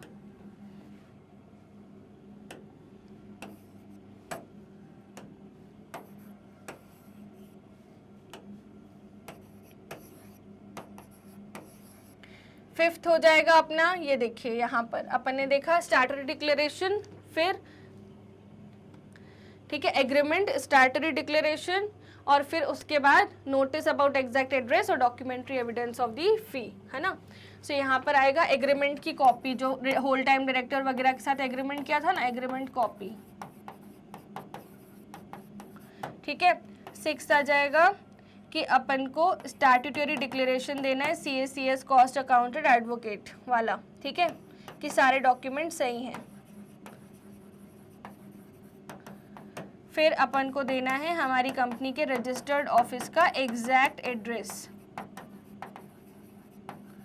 अगर एग्जैक्ट एड्रेस अभी नहीं है कोई बात नहीं, सर्टिफिकेट ऑफ इनकॉर्पोरेशन मिलने के 30 डेज के बाद आपको देना अनिवार्य है, बट अभी नहीं दे रहे हो तो वो उसको आपको बताना पड़ेगा कि हम अभी ये एग्जैक्ट एड्रेस नहीं दे रहे। और लास्टली हमें क्या देनी पड़ेगी, फीस। और ये सब हमको किसको देना है, सबमिट करना है हमें एप्लीकेशन फॉर्म। ये जो इनकॉर्पोरेशन का एप्लीकेशन फॉर्म है ना, इनकॉर्पोरेशन का जो एप्लीकेशन फॉर्म है, जिससे हमें क्या मिलेगा, सर्टिफिकेट ऑफ इनकॉर्पोरेशन मिलेगा। इसके साथ ये सारे डॉक्यूमेंट्स ऐड करके हमें किसको जमा करने हैं, आरओसी को जमा करने हैं, ठीक है, आरओसी को जमा करने हैं। ठीक है, तो अभी तक हमने यहाँ तक पूरा प्रोसेस देख लिया स्टूडेंट्स। नाउ ये सारे डॉक्यूमेंट्स हो गए। 8 the registrar upon submission of the application along with the required document has to be satisfied that सारे डॉक्यूमेंट्स ऑर्डर में हैं एंड सारी स्टैट्यूटरी रिक्वायरमेंट्स फुलफिल हो चुकी हैं।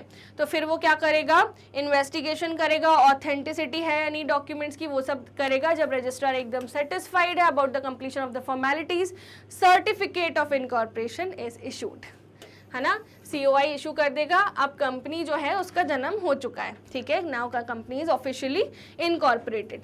ठीक है, सो अब हम वापस आते हैं यहाँ पर। रजिस्ट्रार अब क्या करेगा, पहले चेक करेगा सब चीज़ सही है या नहीं, और जब उसे लगेगा कि सब चीज़ सही है तो वो क्या दे देता है, COI, यानी प्रमोटर की तो हो गई बल्ले बल्ले, अब कंपनी बन चुकी है। ठीक है, इतना कॉम्प्लेक्स प्रोसेस होता है कंपनी बनाने का स्टूडेंट्स। लोग समझते हैं कंपनी बनाने का है ही क्या प्रोसेस, जब असली हर डॉक्यूमेंट बनाना पड़ता है, आरओसी के पास सबमिट करना पड़ता है। It is equivalent to climbing on Everest. इतना कॉम्प्लेक्स प्रोसेस है, इसलिए लोग जो है कंपनी नहीं बनाते हैं। कंपनी जो है वो चाहते हैं OPCs खोल ले, इजी फॉर्म, प्राइवेट कंपनी, इस सब में जाते हैं। पब्लिक लिमिटेड कंपनी बनाने के बहुत कॉम्प्लेक्स प्रोसीजर है। ठीक है, सो अब हमारे पास आ चुका है COI। अब हम इसके आगे बढ़ेंगे स्टूडेंट्स। ठीक है, सो अच्छे से इसको एक बार रीड कर लो। सो स्टूडेंट्स, अब हो चुका है सर्टिफिकेट ऑफ इनकॉर्पोरेशन, यानी अब कंपनी जो है लीगली बन चुकी है, यानी कंपनी का बर्थ हो चुका है। अब आगे देखेंगे अपन कि रजिस्ट्रेशन तो हो चुका, सर्टिफिकेट ऑफ इनकॉर्पोरेशन को हम क्या बोलते हैं कि कंपनी का बर्थ हो चुका है। ठीक है, कंपनी का बर्थ हो चुका है। Now with the effect from November 1, 2000 registrar of companies allots a CIN. जैसे हम लोग का आधार कार्ड होता है, वैसे कंपनीज की एक यूनिक आइडेंटिटी होती है जिसको हम बोलते हैं सिन, यानी कॉर्पोरेट आइडेंटिटी नंबर। ठीक है, सो इस नंबर के बिना कोई भी कंपनी स्टूडेंट्स नहीं चालू हो सकती। इस नंबर, ये जो नंबर है कंक्लूसिव प्रूफ है कि ये कंपनी जो है रजिस्टर्ड है। हर कंपनी का सिन नंबर होता है। ठीक है, नाउ आजकल तो GST नंबर भी होता है। ठीक है, तो हर कंपनी को यूनिक नंबर्स अलॉट होते हैं, यानी वो उनकी आइडेंटिटी है। ठीक है, नाउ आगे देखते हैं अपन प्रिलिमिनरी कॉन्ट्रैक्ट्स। प्रिलिमिनरी कॉन्ट्रैक्ट्स यानी वो कॉन्ट्रैक्ट्स जो प्रमोटर ने सर्टिफिकेट ऑफ इनकॉर्पोरेशन मिलने के पहले एंटर किए थे, होल टाइम डायरेक्टर्स के साथ, फर्स्ट डायरेक्टर्स के साथ, शेयर होल्डर्स के साथ, या फिर CS के साथ, CS के साथ, ठीक है, एडवोकेट के साथ। ये सारे जो कॉन्ट्रैक्ट्स हैं जो प्रमोटर ने इनकर किए थे उनको क्या बोलते हैं, प्रिलिमिनरी कॉन्ट्रैक्ट्स। ठीक है, या फिर pre incorporation contracts. So during the promotion of the company, promoters enter into certain contracts with the third parties on behalf of company. These are called as preliminary contracts, pre incorporation contracts. These are not legally binding on the company. ये company पर legally binding नहीं है। A company after commiting into existence if so chooses decide to enter into fresh contracts, या फिर वो पुराने contracts के साथ ही चलते हैं। नॉर्मल केसेस में क्या होता है, जो कॉन्ट्रैक्ट्स प्रमोटर ने एंटर किए हैं वो कंपनी बनने के बाद भी कंटिन्यू होते हैं, एंड प्रमोटर को बकायदा उन कॉन्ट्रैक्ट का खर्चा भी पे ऑफ होता है। ठीक है, रीइंबर्स होता है।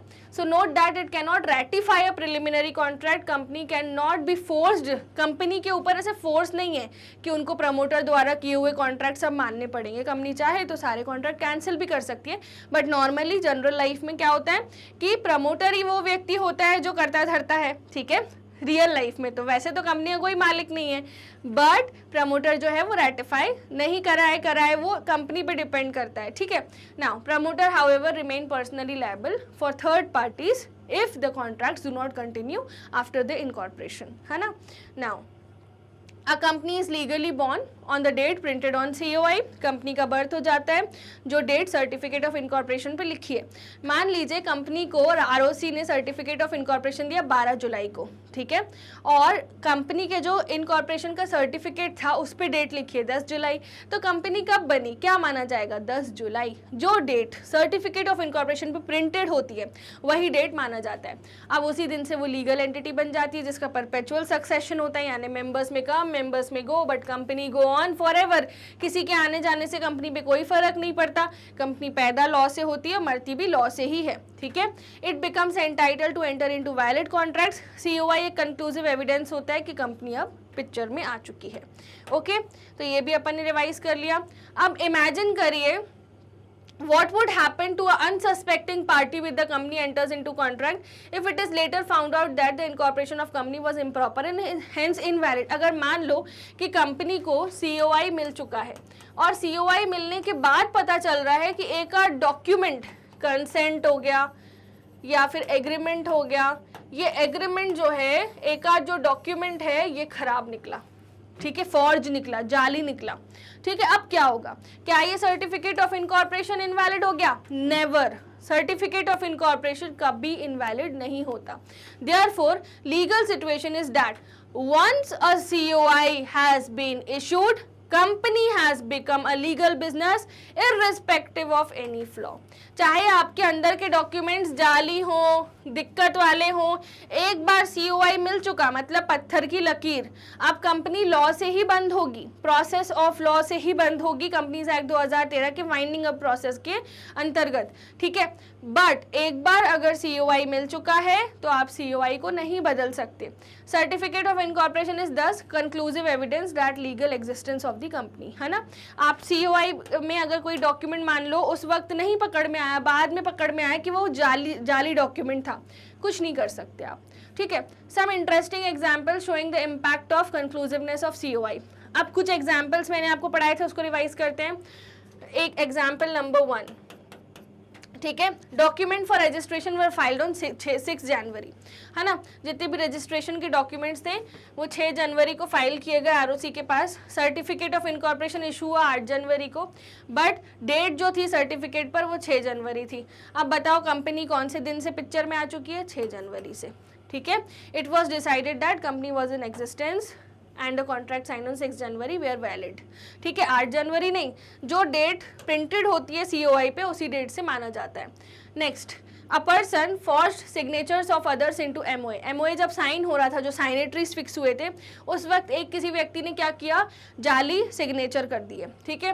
सो इनकॉर्पोरेशन फिर भी वैलिड ही माना जाएगा, ठीक है। बाद में उस पर्सन के खिलाफ एक्शन ले सकते हैं अपन, रेटिफाई भी करवा सकते हैं, बट क्या COI इनवैलिड हो जाएगा? नेवर एवर, ठीक है, कभी भी नहीं, COI वैलिड ही माना जाएगा।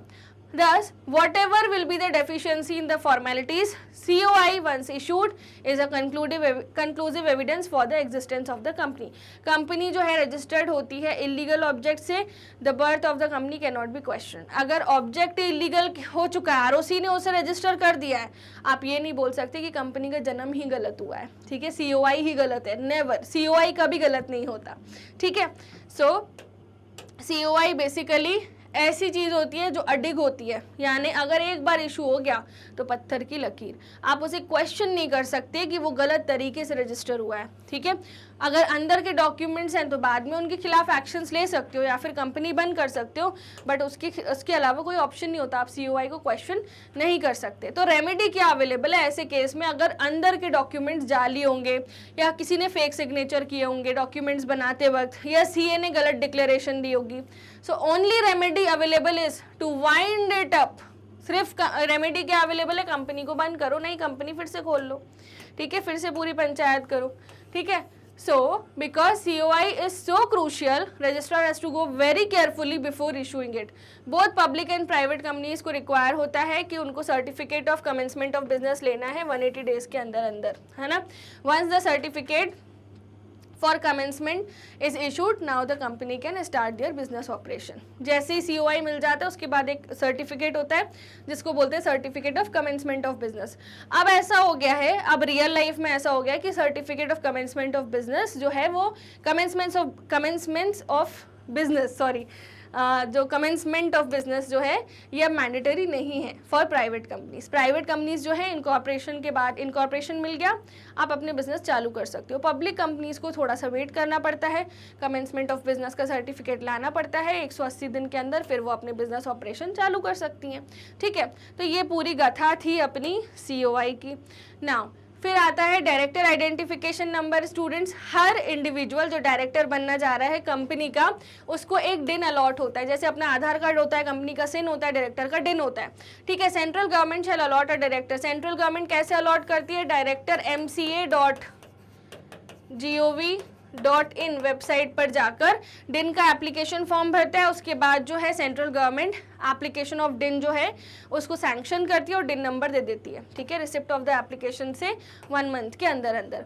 No individual who has already been allotted a DIN shall apply to obtain और प्रेस अनदर डिन। जैसे मेरा आधार कार्ड नंबर है, क्या मैं दूसरा आधार कार्ड नंबर ले सकती हूँ? नहीं ले सकती। अगर मेरे पास एक आधार कार्ड नंबर है तो मैं दूसरा नहीं ले सकती। सिमिलरली कोई डायरेक्टर के पास ऑलरेडी डिन है तो वो फिर से डिन नहीं ले सकता, ठीक है, it is not allowed. Now public company जो है रिक्वायर पब्लिक से रेस कर सकती है bye issue of securities, shares, debentures, but उनको क्या करना पड़ेगा? प्रोस्पेक्टस देना पड़ेगा, जो कि एक एडवर्टीजमेंट लेटर होता है जिसको देख के पब्लिक शेयर्स के लिए सब्सक्राइब करती है। अब आ जाते हैं अपन कैपिटल सब्सक्रिप्शन पे। सो स्टूडेंट्स, सबसे पहले मैंने आपको प्रमोशन स्टेज पढ़ाई थी, है ना, पूरी कहानी याद हो गई। उसके बाद अगर बात करें तो पोजीशन ऑफ प्रमोटर्स पढ़ाए थे। उसके बाद मैंने आपको बोला था कि ये जो इनकॉर्पोरेशन है, सर्टिफिकेट ऑफ इनकॉर्पोरेशन मिल चुका है, ठीक है। अब मैंने आपको कुछ और बातें बताई सर्टिफिकेट ऑफ इनकॉर्पोरेशन के लिए, कि सर्टिफिकेट ऑफ इनकॉर्पोरेशन जो होता है वो कंक्लूसिव एविडेंस होता है।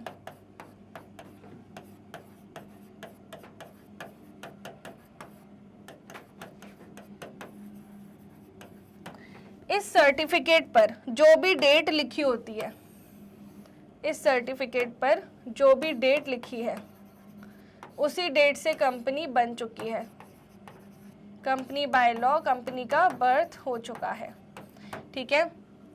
सर्टिफिकेट ऑफ इनकॉर्पोरेशन मिलने से पहले जितनी भी फॉर्मेलिटीज या डॉक्यूमेंटेशन प्रमोटर ने पूरे किए, मान लो उन डॉक्यूमेंट में एक डॉक्यूमेंट था एमओए, एमओए को जब साइन हो रहा था तो एक व्यक्ति था फर्स्ट डायरेक्टर, ठीक है, इसने जाली सिग्नेचर किए,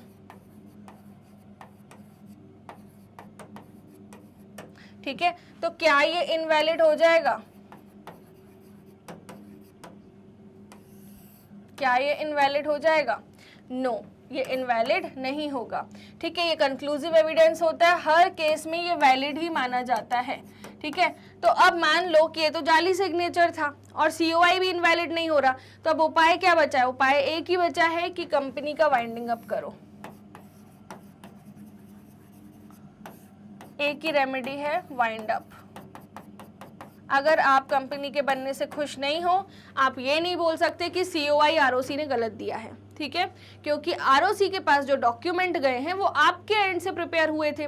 डिक्लेरेशन सीए ने खुद चेक करके फिर फाइल किया है, आरओसी ने एक एक चीज वेरीफाई की है। बाद में अगर ये पता चल रहा है सीओआई मिलने के बाद कि वो सिग्नेचर जाली था, तो अब क्या सीओआई इनवैलिड हो जाएगा? नेवर, ठीक है। तो अब क्या करें? एक ही ऑप्शन बनता है, कंपनी बंद कर दो, ठीक है, सिंपल सी बात है, ठीक है। अब स्टूडेंट्स हम आ चुके हैं हमारी लास्ट स्टेज जिसका नाम है कैपिटल सब्सक्रिप्शन पर।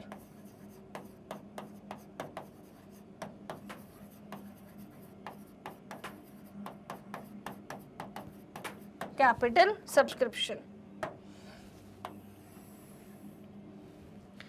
अब आगे देखो, जो कैपिटल सब्सक्रिप्शन होता है, पब्लिक कंपनी अब बन चुकी है, ठीक है, बिजनेस कमेंस हो चुका है, ठीक है। अब कंपनी को पैसों की जरूरत पड़ेगी, so public company can raise required funds from the public by means of issue of securities, जिनको बोलते हैं शेयर्स, डिबेंचर्स, और इसके लिए उन्हें प्रोस्पेक्टस फाइल करना पड़ेगा। प्रोस्पेक्टस क्या होता है? एडवर्टीजमेंट लेटर होता है। जब भी हमें फंड्स रेज करने हैं तो हमें कुछ स्टेप्स फॉलो करने पड़ते हैं। पहला SEBI approval, second filing of prospectus, third appointment of bankers, brokers, underwriters, fourth minimum subscription, fifth application to stock exchange, sixth allotment of shares, और फिर ये जो है डिफरेंस बिटवीन है वो हम पढ़ेंगे, ठीक है। स्टूडेंट्स, सबसे पहला जो होता है सेबी अप्रूवल। कोई भी कंपनी जब पब्लिक से पैसा उठाने वाली है यानी फंड रेजिंग करने वाली है तो सबसे पहले उन्हें करना पड़ेगा सेबी अप्रूवल, ठीक है। क्यों? क्योंकि सेबी होता है वॉच डॉग ऑफ कंपनीज, है ना। सेबी एक रेगुलेटरी बॉडी है, स्टॉक मार्केट रेगुलेटरी बॉडी, जिसका नाम है securities and exchange board of India. आप मुझे सब लोग कमेंट बॉक्स में बताइए कि सेबी का एक्ट कौन सा है, सेबी एक्ट कौन सा है। मैं 4 ऑप्शन देती हूँ आपको, 1992, 1994, 1991, 1990 या 1988। चलो 5 ऑप्शन दे दिए, ठीक है। दूसरा क्वेश्चन मेरा आप सबसे ये है, कमेंट बॉक्स में मुझे बताइए कि securities and exchange board of India, क्या वो हर्षद मेहता केस आया इसकी वजह से बना था या उसकी स्थापना पहले से होने वाली थी, ठीक है। अब थर्ड क्वेश्चन मेरा ये है कि controller of capital issues SEBI के पहले था, तो उसका एक्ट क्या था कंट्रोलर ऑफ कैपिटल इश्यूज का, एंड वो कब आया था भारत में, and controller of capital issues कब हटाया गया और सेबी कब पिक्चर में आया। ये सारी चीज़ें आपको मुझे कमेंट बॉक्स में बतानी है। देखती हूँ किन किन स्टूडेंट्स को आता है, क्योंकि मैं अपनी मेन क्लासेस में डिटेल में पढ़ा चुकी हूँ। सो स्टूडेंट्स, फटाफट से क्या करना है आपको, वीडियो को लाइक, आई नो आप वीडियो को लाइक नहीं करते हैं, ठीक है, वीडियो को लाइक करो फटाफट, बदमाशी नहीं चलेगी। चलो नाउ सेबी अप्रूवल, तो सेबी क्या है, securities and exchange board of India, ये रेगुलेटरी अथॉरिटी हमारी कंट्री में जिन्होंने गाइडलाइंस इशू करके रखी हैं स्टॉक मार्केट के हर चीज़ के लिए डिस्क्लोजर्स की। सेबी का एक ही मोटिव है, इनको 3 लोगों का ध्यान रखना है। पहला, इन्वेस्टर का ध्यान कि उसने पैसे जमा किए हैं, उसने पैसे लगाए हैं सट्टा बाजार में, उसका पैसा डूबना नहीं चाहिए। दूसरा, ब्रोकर का ध्यान। तीसरा, कंपनी का ध्यान। ठीक है, तो सेबी को इन 3 लोगों का ध्यान रखना होता है। ब्रोकर को क्या बोलते हैं, इंटरमीडियरी, और कंपनीज को क्या बोलते हैं, इशूअर। क्या बोलते हैं, इशूअर। ठीक है, इशूअर यानी जो शेयर इशू करती है। ठीक है, नाउ तो SEBI approval which is the regulatory authority in a country has issued guidelines for the disclosure of information and investor protection. ठीक है, सो public company inviting funds from the general public must make adequate disclosure of relevant information, must not conceal any material information. This is necessary for protecting the interest of investors. Prior approval from SEBI is therefore required before going ahead with the raising of the funds. ठीक है, so SEBI को से approval क्यों लेना है, क्योंकि SEBI एक ऐसी बॉडी है जो हर चीज़ चेक करेगी, वो हर सेक्टर का ध्यान रखती है, इन्वेस्टर का, इशूअर का, इंटरमीडियरी का। तो SEBI अप्रूवल के लिए हमें क्या देना पड़ता है, डिस्क्लोज करनी पड़ती है इन्फॉर्मेशन। ठीक है, पब्लिक कंपनी जो फंड रेजिंग करना चाह रही है पब्लिक से, उनको एडिक्वेट डिस्क्लोजर करने पड़ेंगे, सारी इन्फॉर्मेशन बतानी पड़ेगी, और कोई भी चीज़ को कंसील नहीं करना है, यानी छुपाना नहीं है, और इसी से इन्वेस्टर्स का इंटरेस्ट प्रोटेक्ट होगा। सो हम फर्स्ट पॉइंट लिख लेते हैं हमारे कैपिटल सब्सक्रिप्शन में, सेबी अप्रूवल।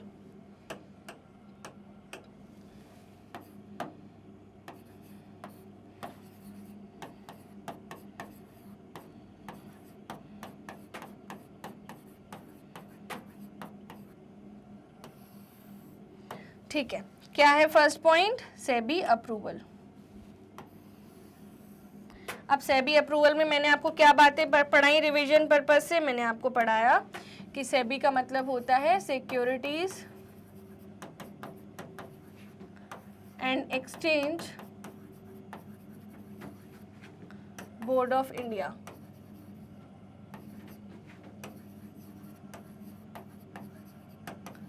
ये बना था सेबी एक्ट 1992 में।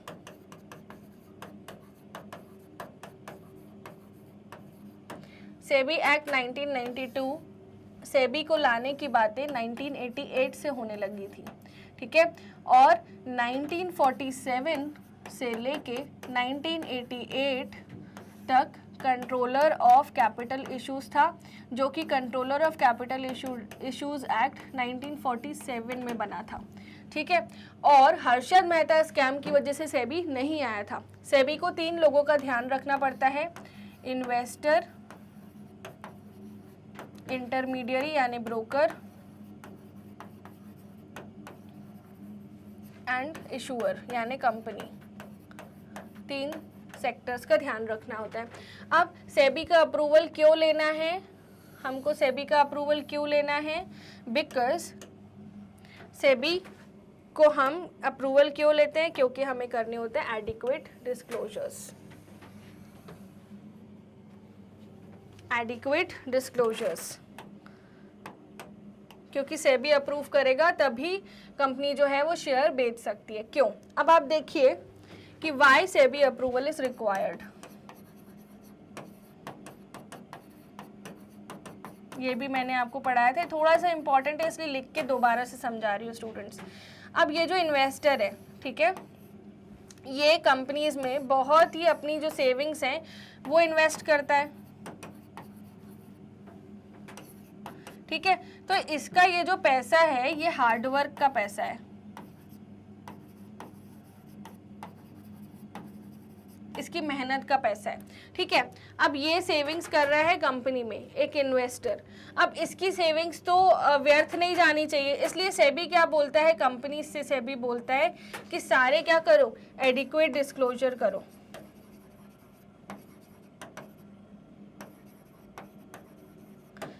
कंसील नहीं करना है कोई भी फैक्ट को, कंसील नहीं करना है कोई भी फैक्ट, यानी कुछ भी चीज़ छुपानी नहीं है सेबी से। उसके बाद ही अगर सेबी बोलेगा कि हाँ अब आप शेयर बेच सकते हो, तो ही आप शेयर बेच सकते हो, क्योंकि ये जो लोग हैं इन्वेस्टर, ये बेवकूफ़ नहीं है, इनका पैसा वेस्ट नहीं जाना चाहिए। ठीक है, समझ गए आप सभी, सेबी का अप्रूवल क्लियर है। ठीक है, तो मैं ये वाला पोर्शन मिटा रही हूँ, इन केस आपको लिखना है तो आप लिख सकते हैं। ठीक है, वीडियो को पॉज करके।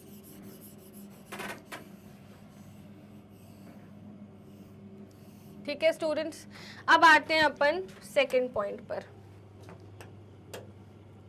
सेकेंड पॉइंट है फाइलिंग ऑफ द प्रोस्पेक्टस। अब कंपनी जब शेयर बेच रही है तो पब्लिक को कैसे पता चलेगा कि कंपनी शेयर बेच रही है, तो प्रोस्पेक्टस फाइल करना पड़ेगा।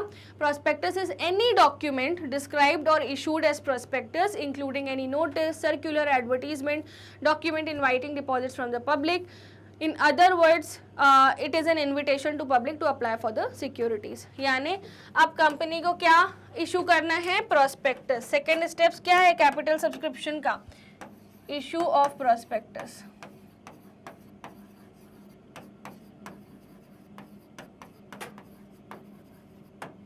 ठीक है, क्या है second step, issue of prospectus. अब स्टूडेंट्स, जब कंपनी प्रोस्पेक्टस इशू कर रही है तो प्रोस्पेक्टस क्या होता है, प्रोस्पेक्टस होता है inviting public for the subscription of shares.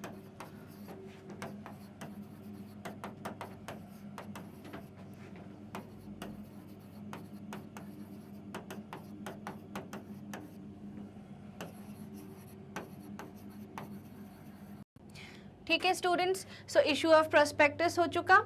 Now अब आते हैं वापस इस वाले पॉइंट पर, filing of prospectus is done.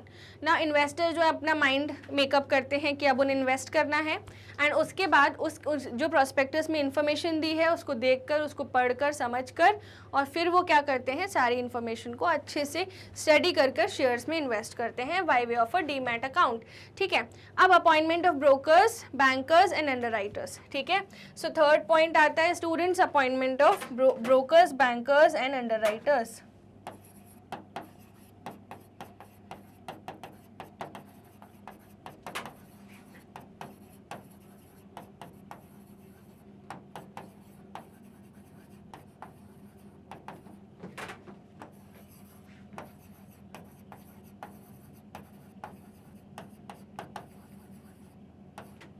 Appointment of brokers, bankers and underwriters. ठीक है, सो अब मैं आपको एकदम शॉर्ट में बताऊंगी कि इनको क्यों अपॉइंट करेगी कोई भी company, why they are appointed, है ना। तो सबसे पहले तो अगर मैं ब्रोकर्स की बात करूं तो इनको इसलिए अपॉइंट करनी पड़ेगी क्योंकि ब्रोकर जो है एक शेयर होल्डर और कंपनी को जोड़ के रखता है, कंपनी को शेयर होल्डर्स ला के देता है एंड कंपनीज की फंड रेजिंग रिक्वायरमेंट पूरी करवाता है, एंड शेयर होल्डर्स को कंपनीज, अच्छी कंपनीज जिसमें हैवी रिटर्न्स मिलते हैं वो प्रोवाइड करवाता है। सो ब्रोकर को क्या मिलता है, उसके बेसिस पे कमीशन। ठीक है, ये लिंक होता है कंपनीज और इन्वेस्टर्स के बीच, यानी इशूअर्स और इन्वेस्टर्स के बीच। अब बैंकर्स की क्यों नीड होती है, जब एक शेयर होल्डर कंपनी में पैसे जमा करता है ना, एप्लीकेशन मनी ट्रांसफ़र करता है, अप्लाई करता है शेयर्स के लिए, तो डायरेक्ट कंपनी में पैसा नहीं जाता, ये पैसा कहाँ जाता है, बैंक में जाता है। ठीक है, जब कंपनी इस शेयर होल्डर को शेयर अलॉट कर देती है तब पैसा ये जो बैंकर है ये कंपनी में भेजता है। इसलिए एक मीडिएटर की ज़रूरत होती है, बैंकर की, जो जब तक कंपनी शेयर अलॉट नहीं कर रही शेयर होल्डर को, उसका पैसा महफूज रहे, ताकि कभी भी रिफंड होने की बात है तो रिफंड हो सके, इसलिए वो बैंकर के पास रहता है। इसलिए बैंकर रखना इंपॉर्टेंट है ना। अंडरराइटर्स क्यों, कंपनी की एक स्टेज होती है जिसका नाम होता है स्टूडेंट्स मिनिमम सब्सक्रिप्शन। ये स्टेज ये बोलती है कि कंपनी जब शेयर इशू कर रही है, यानी कंपनी जब शेयर बेच रही है तो इशू साइज का 90% ऑफ द इशू क्या हो जाना चाहिए, सब्सक्राइब हो जाना चाहिए, यानी शेयर होल्डर्स जो है 90% शेयर्स खरीद लेने चाहिए। अगर 90% शेयर होल्डर ने नहीं खरीदे हैं तो फिर शेयर होल्डर्स का पैसा वापस करो, कंपनी को पैसे वापस करने पड़ते हैं। इसका एग्जाम्पल मैंने आपको दिया था, मान लीजिए कंपनी ने 1 लाख शेयर इशू किए हैं 100 रुपये के हिसाब से, ठीक है। 1 लाख में से जो पब्लिक है, पब्लिक ने सब्सक्राइब किया 80,000 शेयर्स के लिए, ठीक है। तो अब 80,000 तो 80% होता है, 90% नहीं होता। 90% ऑफ द शेयर सब्सक्राइब हो जाने चाहिए, यानी बिक जाने चाहिए, ठीक है। सो पब्लिक ने 80,000 शेयर्स के लिए सब्सक्राइब किया है। तो अब कंपनी के पास 2 रेमेडीज है, या तो अंडर राइटर से बोलो 10,000 बाकी के शेयर खरीद ले, या तो फिर 80,000 के शेयर्स, 80,000 शेयर का जो पैसा है एप्लीकेशन बनी है उसको वापस करो, ठीक है। सो इसलिए अंडर राइटर्स की जरूरत होती है क्योंकि वो मिनिमम सब्सक्रिप्शन स्टेज के लिए विधाता होते हैं, ठीक है। सो ये हो गया अपना ब्रोकर्स, बैंकर्स और अंडर राइटर्स का अपॉइंटमेंट। मैं आपको रीड भी करवा दूंगी, आपकी बुक में भी यही बातें लिखी है, थोड़ा सा इलैबोरेटिव फॉर्म में, ठीक है। सेम बात लिखी है बुक में भी आपके।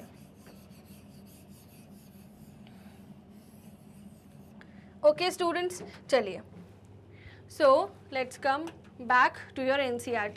Raising funds from the public is stupendous task. Application money is to be received by bankers, है ना। The brokers try to sell share by distributing forms and encouraging the public to apply for the shares. Broker, investor और issuer को मिला के रखता है। If company is reasonably assured of the good public response to the issue, it may appoint underwriters to the issue, है ना। Underwriters undertake to buy the shares. If these shares are not subscribed by the public, they receive a commission for underwriting, है ना। तो अगर appointment जो है underwriters का ज़रूरी नहीं है, अगर आपको लगता है कि आपकी कंपनी मिनिमम सब्सक्रिप्शन स्टेज आसानी से फुलफिल कर लेगी तो फिर आप मत करो अपॉइंटमेंट, ठीक है। Now let's come to the 4th stage, that is minimum subscription.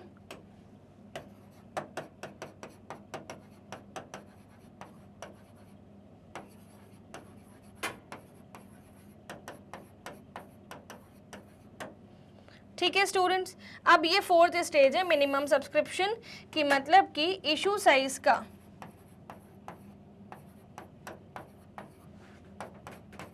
90% subscribe हो जाना चाहिए।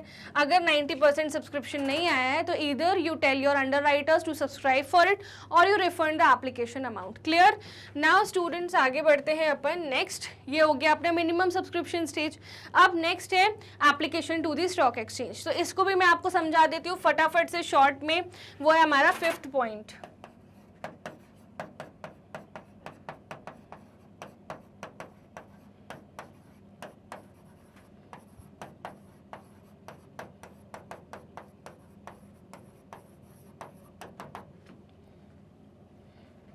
Application to the stock exchange. अब application to the stock exchange क्यों अप्लाई करना है स्टॉक एक्सचेंज को? स्टॉक एक्सचेंज में क्या होता है, अगर शेयर्स किसी कंपनी के लिस्ट होते हैं ना तो उसका इंडेक्स दिखता है। जैसे एनएससी का निफ्टी होता है, बीएससी का सेंसेक्स होता है, ये सब आपने पढ़ा होगा, ठीक है। 7 रिकॉग्नाइज्ड स्टॉक एक्सचेंज है हमारे देश में। सो कंपनी जो है अप्लाई करती है स्टॉक एक्सचेंज में। कब अप्लाई करती है? कैपिटल सब्सक्रिप्शन होने से 10 वीक्स में, ठीक है। सो आप देखिए क्या लिखा है। सो an application is made to at least one stock exchange for permission to deal in shares or debentures. If such permission is not granted before the expiry of 10 weeks from the date of closure of subscription, then the amount has to be refunded within 8 days. ठीक है। सो मान लीजिए कि subscription close हो गया, ठीक है। Company को अप्लाई करना है स्टॉक एक्सचेंज में, ठीक है। अब अप्लाई करते साथ ही कंपनी ने इशू किया होगा, शेयर इशू किए होंगे, इशू किए, सब्सक्रिप्शन क्लोज हो गया, यानी हमने पब्लिक के एप्लीकेशन मनी ले आए, पब्लिक के शेयर्स आ चुके हैं, मिनिमम सब्सक्रिप्शन स्टेज भी फुलफिल हो गई है, सारे काम हो चुके हैं, बट सब्सक्रिप्शन क्लोज होके 10 वीक्स हो गए, तब भी हमारा स्टॉक एक्सचेंज में कंपनी लिस्ट नहीं हुई। तो आपको क्या करना है, अब आप शेयर इशू नहीं ला सकते हैं, आपका शेयर इशू कैंसिल होगा। अब आपको शेयर होल्डर्स का पैसा 8 दिन के अंदर अंदर वापस करना है, क्योंकि स्टॉक एक्सचेंज ने आपकी कंपनी को परमिशन नहीं दी, है ना।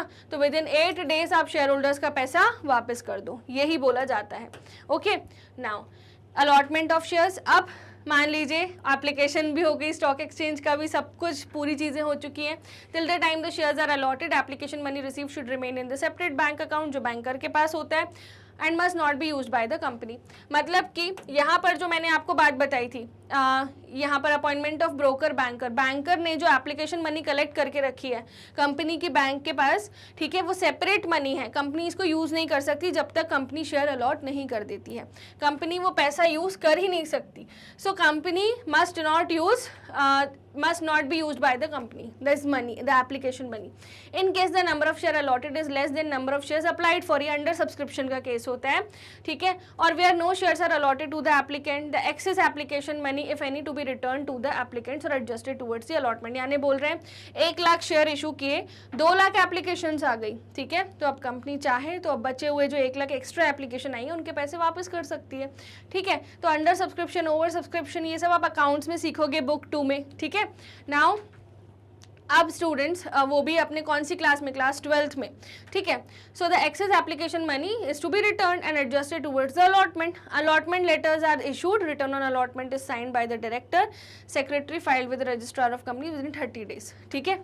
सो अब क्या होगा स्टूडेंट्स, अब 6th पॉइंट आएगा अपना अलॉटमेंट ऑफ शेयर्स।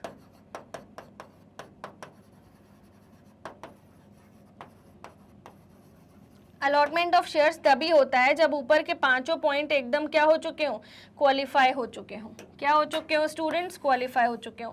सो सेबी का अप्रूवल मिल गया, प्रोस्पेक्टस से शेयर इशू आ गया, ठीक है, ब्रोकर बैंकर अंडरराइटर्स आ गए, एप्लीकेशन मनी आ चुकी है, मिनिमम सब्सक्रिप्शन स्टेज फुलफिल हो गई, स्टॉक एक्सचेंज से अपन को अप्रूवल मिल चुका है, ठीक है। अब शेयर अलॉट करने हैं। कंपनी जब शेयर अलॉट करती है ना, तो कंपनी क्या करती है, ये जो सेपरेट बैंक अकाउंट है जिसमें पैसा पड़ा है एप्लीकेशन मनी, वो अपने पास रख लेती है, शेयर होल्डर को शेयर्स अलॉट कर देती है। अब शेयर अलॉट में 2 केसेस होते हैं, एक होता है ओवर सब्सक्रिप्शन, एक होता है अंडर सब्सक्रिप्शन। कोई भी केस हो कोई बात नहीं, ठीक है। अब अलॉटमेंट हो गया, यानी आपकी कंपनी में अब आ चुके हैं बहुत सारे शेयर होल्डर्स जिन्होंने आपके यहाँ पे पैसा लगाया, ठीक है। तो उन शेयर होल्डर्स की बढ़िया से लिस्ट बनाओ, जिसको बोलते हैं हम return on allotment, ROA, and इसको ROC के पास फाइल कर दो अलॉटमेंट से 30 days के अंदर अंदर। सिंपल सी बात है, ठीक है। तो यही यहाँ पे बोला गया है रिटर्न ऑन अलॉटमेंट का, ठीक है। नाउ प्राइवेट कंपनी पब्लिक को शेयर इशू नहीं करती है, ठीक है, वो अपने नॉन मेंबर से रेस फंड कर सकती हैं through friends, relatives, some private arrangement. In such cases आपको प्रोस्पेक्टस भी इशू करने की नीड नहीं है, ना स्टॉक एक्सचेंज से परमिशन की नीड है, ना मिनिमम सब्सक्रिप्शन स्टेज फुलफिल करने की नीड है, और ना ही रिटर्न ऑन अलॉटमेंट फिल करने की नीड है। बट हाँ, आप चाहो तो statement in lieu of prospectus file कर सकते हो। Statement in lieu of prospectus यानी प्रोस्पेक्टस जैसे दिखने वाला एक छोटा सा डॉक्यूमेंट जिसमें आप अपने फ्रेंड्स, फैमिली, रिलेटिव्स को लिख के भेज रहे हो कि कंपनी क्या क्या करती है, जिसको देख के वो शेयर्स में इन्वेस्ट कर सके, ठीक है। So file with registrar at least 3 days before making the allotment. और यहाँ पे सब कुछ फास्ट होता है क्योंकि प्राइवेट कंपनी है, सब चीज़ बोर्ड ऑफ डायरेक्टर्स के हाथ में। जितना भी प्रोसेस मैंने आपको समझाया वो पब्लिक कंपनी के लिए था। Now difference between MOA and AOA objectives. MOA जो है वो ऑब्जेक्ट, इसका ऑब्जेक्ट जो है कंपनी जिन कामों के लिए बनी है, MOA में वो सारे काम लिखे होते हैं। Articles of association are used for internal management of the company, they indicate how the objective of the company can be achieved. फिर पोजीशन, अब MOA का मेन डॉक्यूमेंट होता है MOA, है ना, इसकी पोजीशन कैसी है, ये कंपनी का मेन डॉक्यूमेंट है, और AOA कंपनी का सब्सिडरी डॉक्यूमेंट है। This is the main document and is subordinate to companies act, ठीक है। नाउ इसके बाद ये सब्सिडरी डॉक्यूमेंट होता है AOA, ठीक है, ये MOA के साथ दिया जाता है ताकि कंपनी के रूल्स वगैरह हो। नाउ रिलेशनशिप, MOA की रिलेशनशिप जो है कंपनी और कंपनी आउटसाइड वर्ल्ड के साथ है, AOA इंटरनल मैनेजमेंट का होता है, इसकी relationship with in the company होती है। वैलिडिटी, कोई भी काम आप MOA के बियॉन्ड करते हो आप उसे रेटिफाई नहीं कर सकते, और उसके साथ मेंबर्स भी इवन वोट वगैरह कर ले तो भी MOA के जो काम है अगर आप उसके बियॉन्ड जाते हो that is not acceptable. But AOA ratify हो सकता है, आप AOA के बियॉन्ड भी जा सकते हो, रूल्स बदल भी सकते हो, इतनी ज़्यादा रिस्ट्रिक्शंस AOA में नहीं होती, ठीक है। तो ये हो गया validity from point. Now next necessity, her company के लिए MOA बनाना नेसेसरी है। AOA नहीं भी बनाओ तो टेबल F अडॉप्ट कर सकते हो, इसलिए AOA बनाना कंपलसरी नहीं है, ठीक है। तो ये हो गया MOA एंड AOA। अब 1 person कंपनी, 1 person कंपनी को मैं आपको 2 मिनट में पूरा रिवाइज करवा दूंगी, ध्यान से देखो, ठीक है स्टूडेंट्स। तो ये अपन ने पढ़ा था कैपिटल सब्सक्रिप्शन। अब आगे बढ़ते हैं अपन, ठीक है। 1 person कंपनी,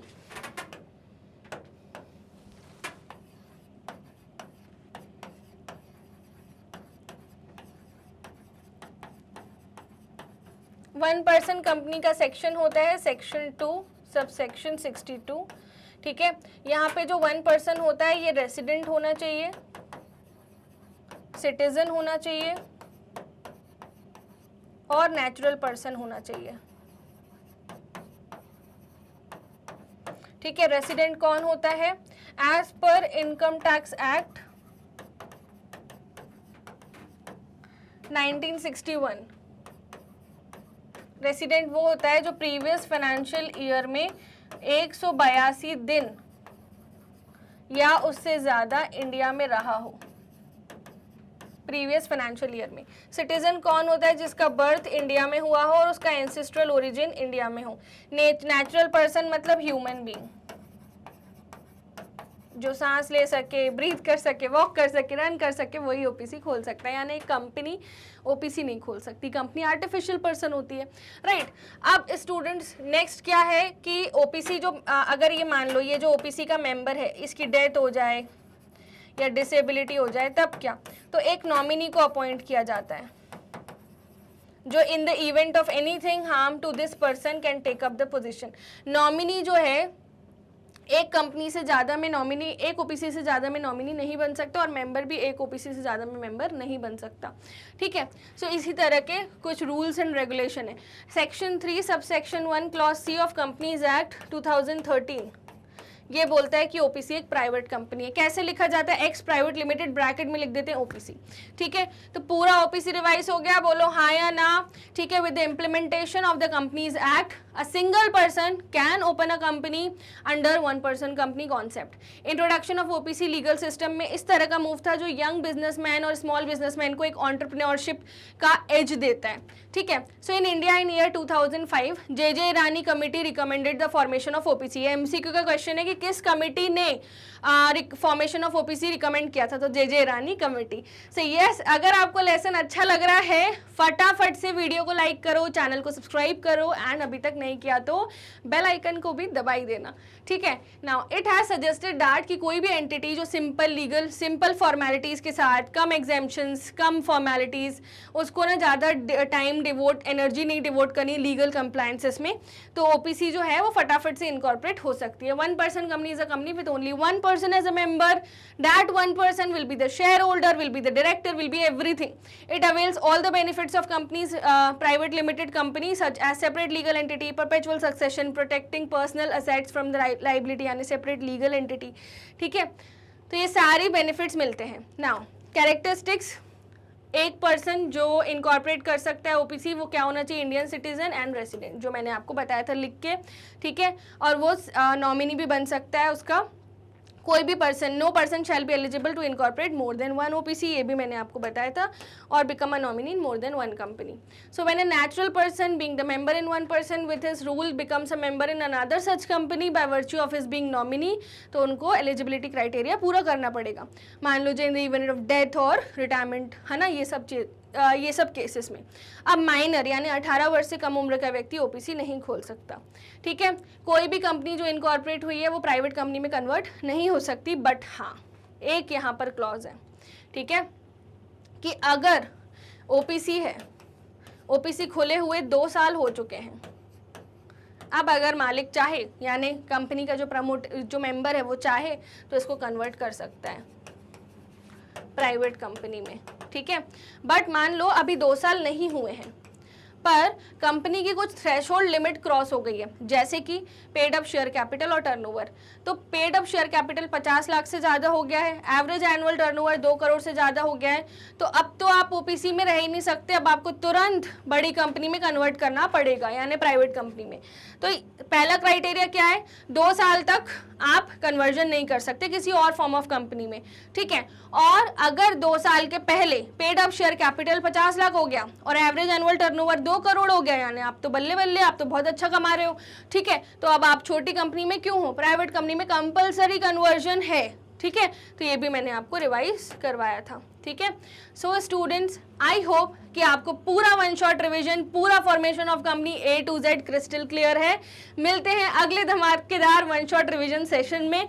आई नो कि आपको ये चैप्टर बिल्कुल भी ऐसा लगता था, पहले आप कमेंट बॉक्स में लिखते थे ना जब मैं मेन चैप्टर पढ़ा रही थी, मैम ये कितना कॉम्प्लेक्स है, बट अगर आपने इस वन शॉट रिवीजन को अच्छे से देखा है तो आपका definitely full upon full marks आएंगे। और एक और इम्पॉर्टेंट बात, ये जो चैप्टर है ये आपके NCERT में गिवन है, बट CBSE के अपडेटेड करिकुलम से इसको हटा दिया गया है, direct sources of business finance दिया है। बट मेरी रिस्पॉन्सिबिलिटी है, जो आपके NCERT में चैप्टर्स दिए हैं वो सारे पढ़ाने हैं, as well as CBSE curriculum को भी अपनाना है, तो मैं आपको सारे चैप्टर्स पढ़ाती हूँ। ठीक है स्टूडेंट्स, आई होप आपको अच्छे से समझ आया। आप सभी जिस प्लेटफॉर्म पर इसको बोलते हैं मैग्नेट ब्रेन्स, ये बहुत ही प्यारा प्लेटफॉर्म है। यहाँ पर हम आपको प्रोवाइड करते हैं 100% फ्री एजुकेशन, वो भी हाई क्वालिटी में। हम आपको English medium and Hindi medium दोनों कोर्सेज प्रोवाइड करते हैं। इंग्लिश मीडियम का चैनल ये है और हिंदी मीडियम का चैनल स्टूडेंट्स अलग है, ठीक है, उसका नाम है magnet brains Hindi medium channel. ठीक है, तो उसको भी जाना, फॉलो करना, लाइक करना, शेयर करना, उसकी भी वीडियो सब्सक्राइब करना। किसको?